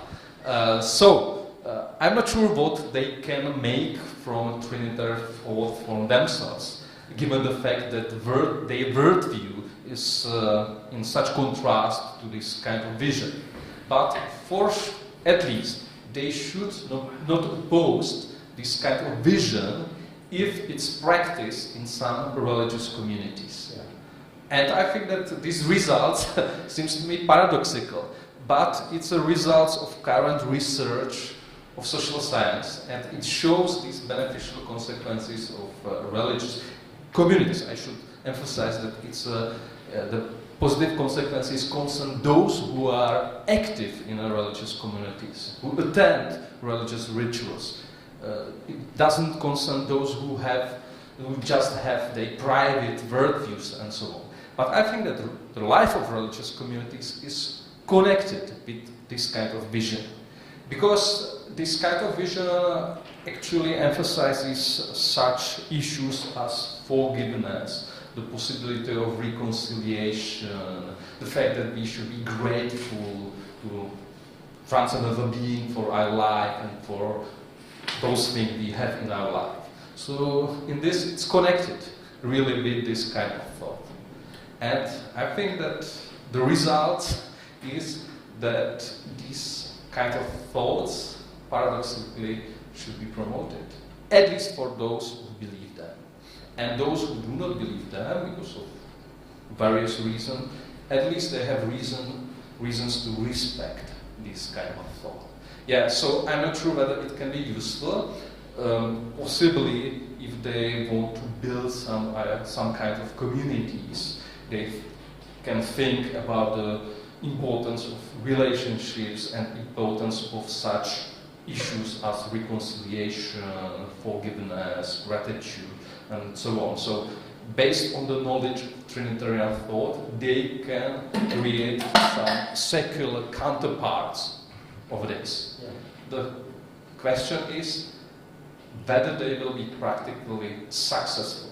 Whether, after doing this, the similar level of well-being will be measured in this kind of communities. So this is my answer if you are satisfied. Yeah, I am. Okay. Thank you. Next questions? Okay, please up here. I have two questions to Professor Mazur, but could I have a follow-up on what you just said, because it's very interesting. But don't you see a danger here that you sort of subordinate the validity of religion to a certain social utility? in the sense that obviously if we look at religion from a secular perspective, then for religion to have a rightful place, it might be a good idea that it presents some utility to the general population.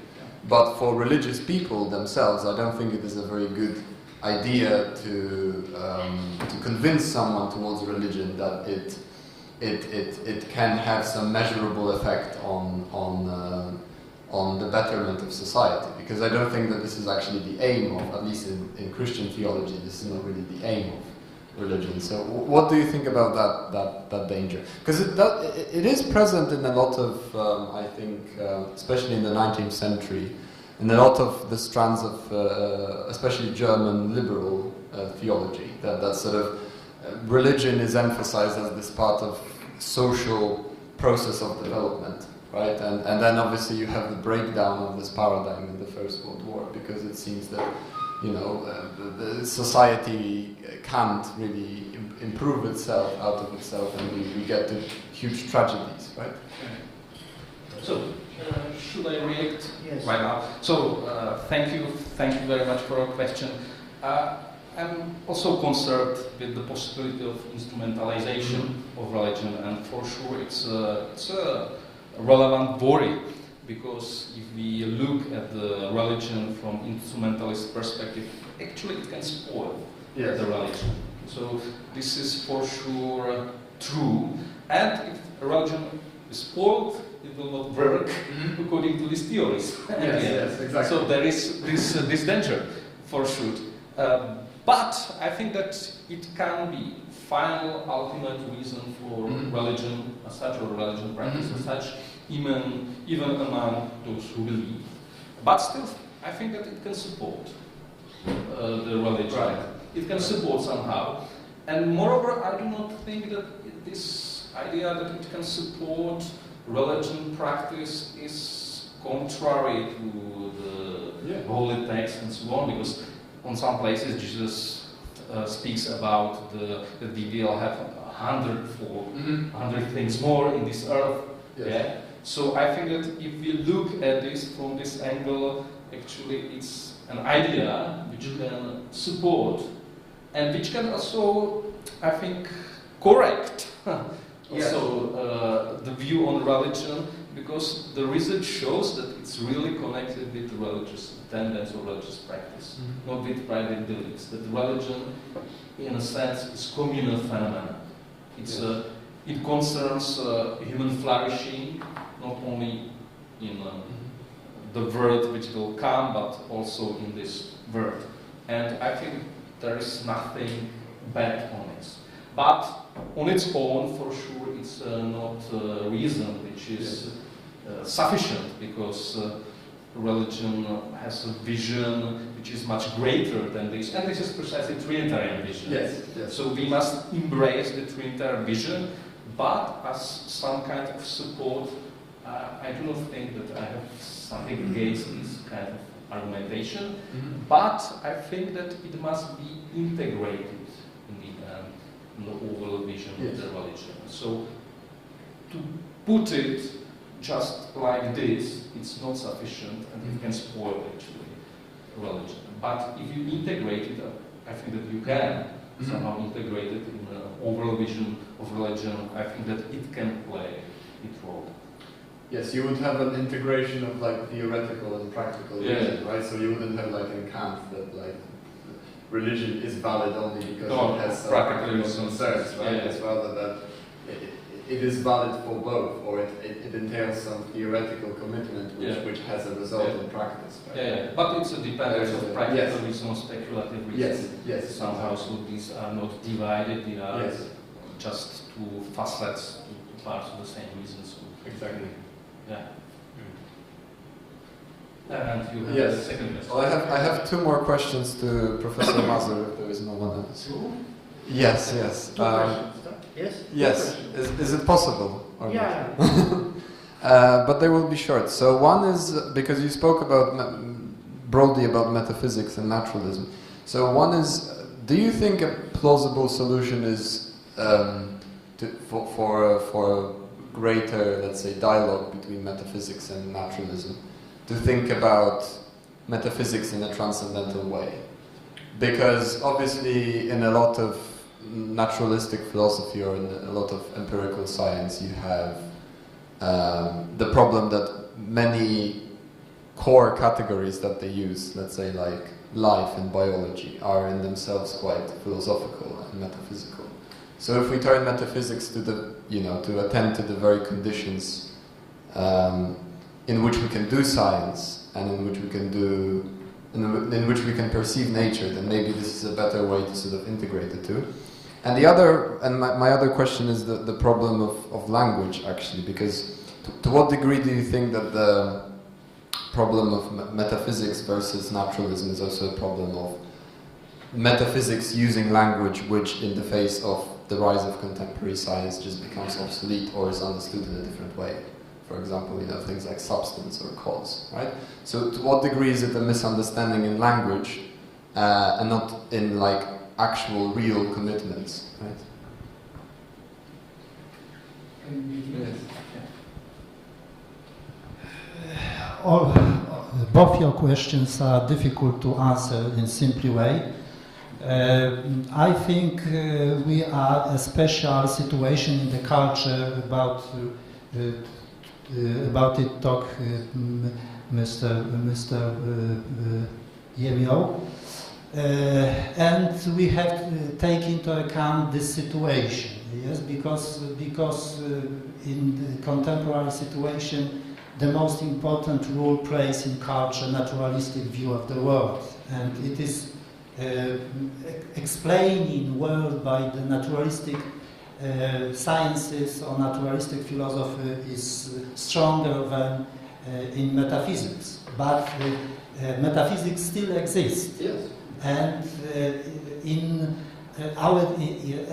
then our duty is to keep metaphysics kind of explanation of the world, to remember, as Spemann, the third time I recall him, but this is very important, not to forget something that is important and something that happened in philosophy previous. We have to remember and recall it, and remembering something what is obvious. It is very difficult and very important in philosophy, and we are obliged to remember every time what is important in philosophy. And metaphysics, with the taking into account the ultimate reason of and principles, causes of the world, I think it is very important to find more distance in thinking about the world. So our first task is not to be executed from the culture, yes? To stay in the culture is the most important task for us as metaphysics. Not to forget us and wait for the better time, because in the philosophical discourse we have sinusoid. So from time to time, an antinaturalistic kind of view is more important for people than in the, for example, our time. So we have our task in the time of naturalistic culture, so we have to do our duty. Yes, as a metaphysicist, I have to make my duty. Write a book, remember about metaphysical causes and about metaphysical kind of view. Mm-hmm. And this is very important. I stress this sentence, this thought in my lecture, that we have anthropological duties. Mm-hmm. And exact science doesn't think about it. For example, answer for our existential asks and questions, yes? So we have anthropological duties, answer for a question of existential question of human person. So this is very important, but for example, cognitivist doesn't think about it and don't take into account, yes? So I think we have taken into account the situation in the culture and answer for it in the proper way. Thank you. Thank you. Okay.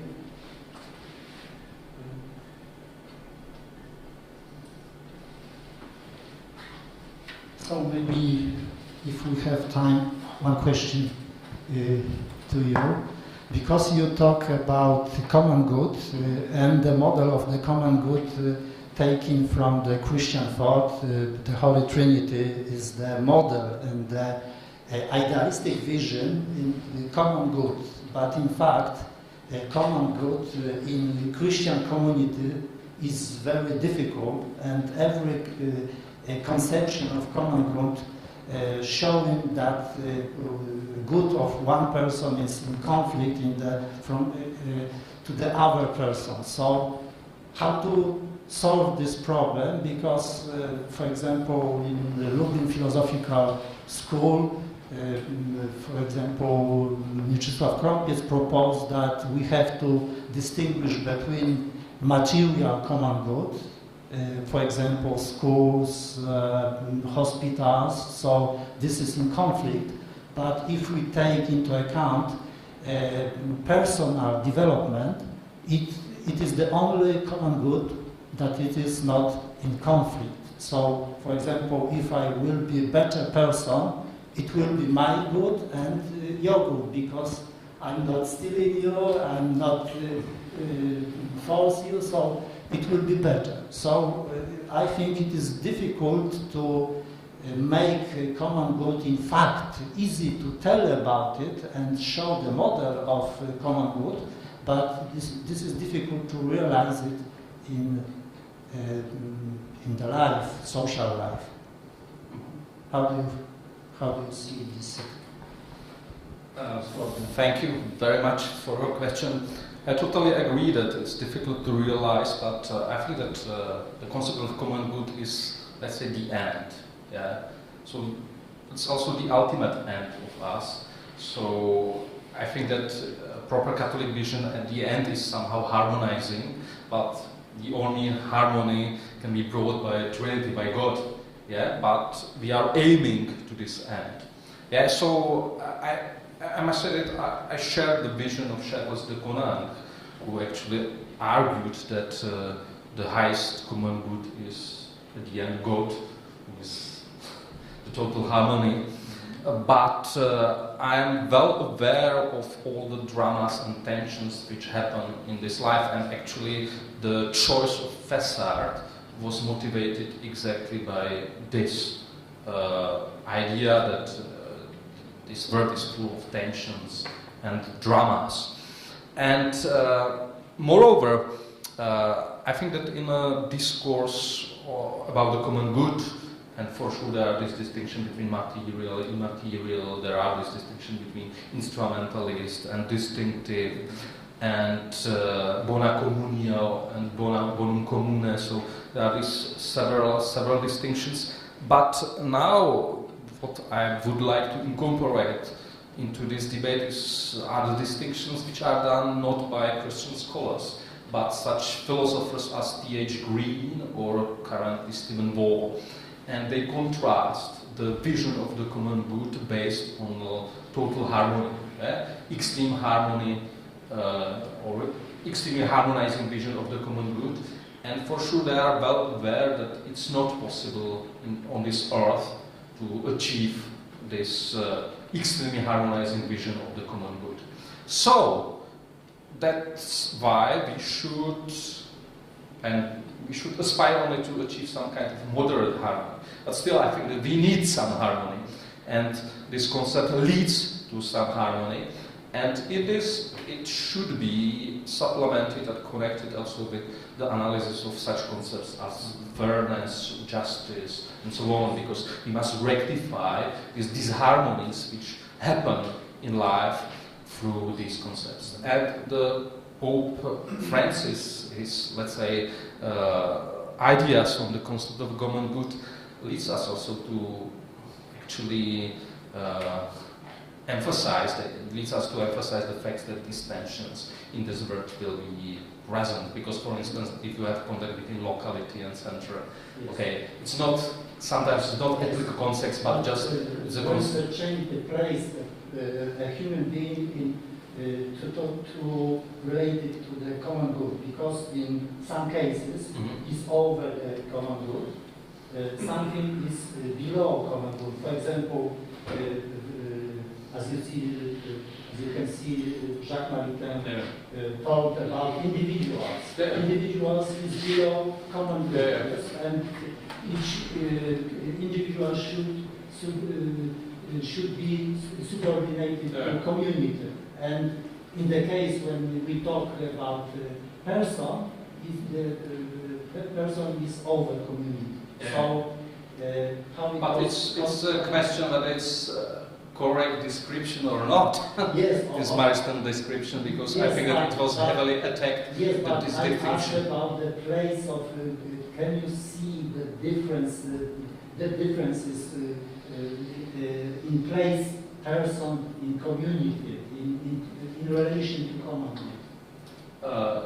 Yeah, but this is still the same, or something is moved. But with persons, I think the community is actually the place in which persons can fulfill themselves, because our fulfillment is at the end communal. So we can't speak or we can't think about our fulfillment as a persons without a relationship with other people.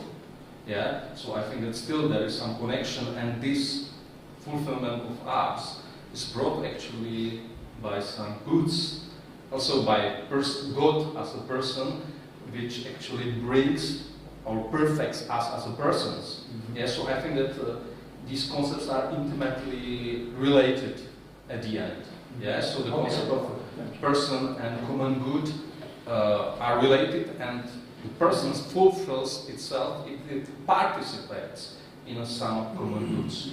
Yeah. Okay. So I would not, as Maritain or Maritain scholars, they sometimes oppose the common good of the persons, but it depends whether we analogically think about the common good through God and other communities. And if we do it in a proper way, we can think in such a way. But we must be well aware of the fact that communities sometimes are represented in the image of physical persons. And that means that they promote goods which are alienating to persons. And then, for sure, there are these conflicts between the goods promoted by communities and by the goods of the person.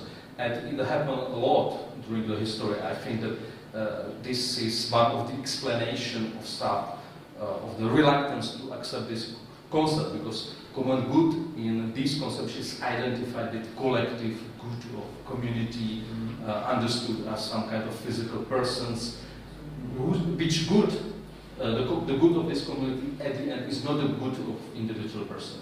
But I think that it's erroneous vision of the common good actually realized in some real communities, for sure. Thanks.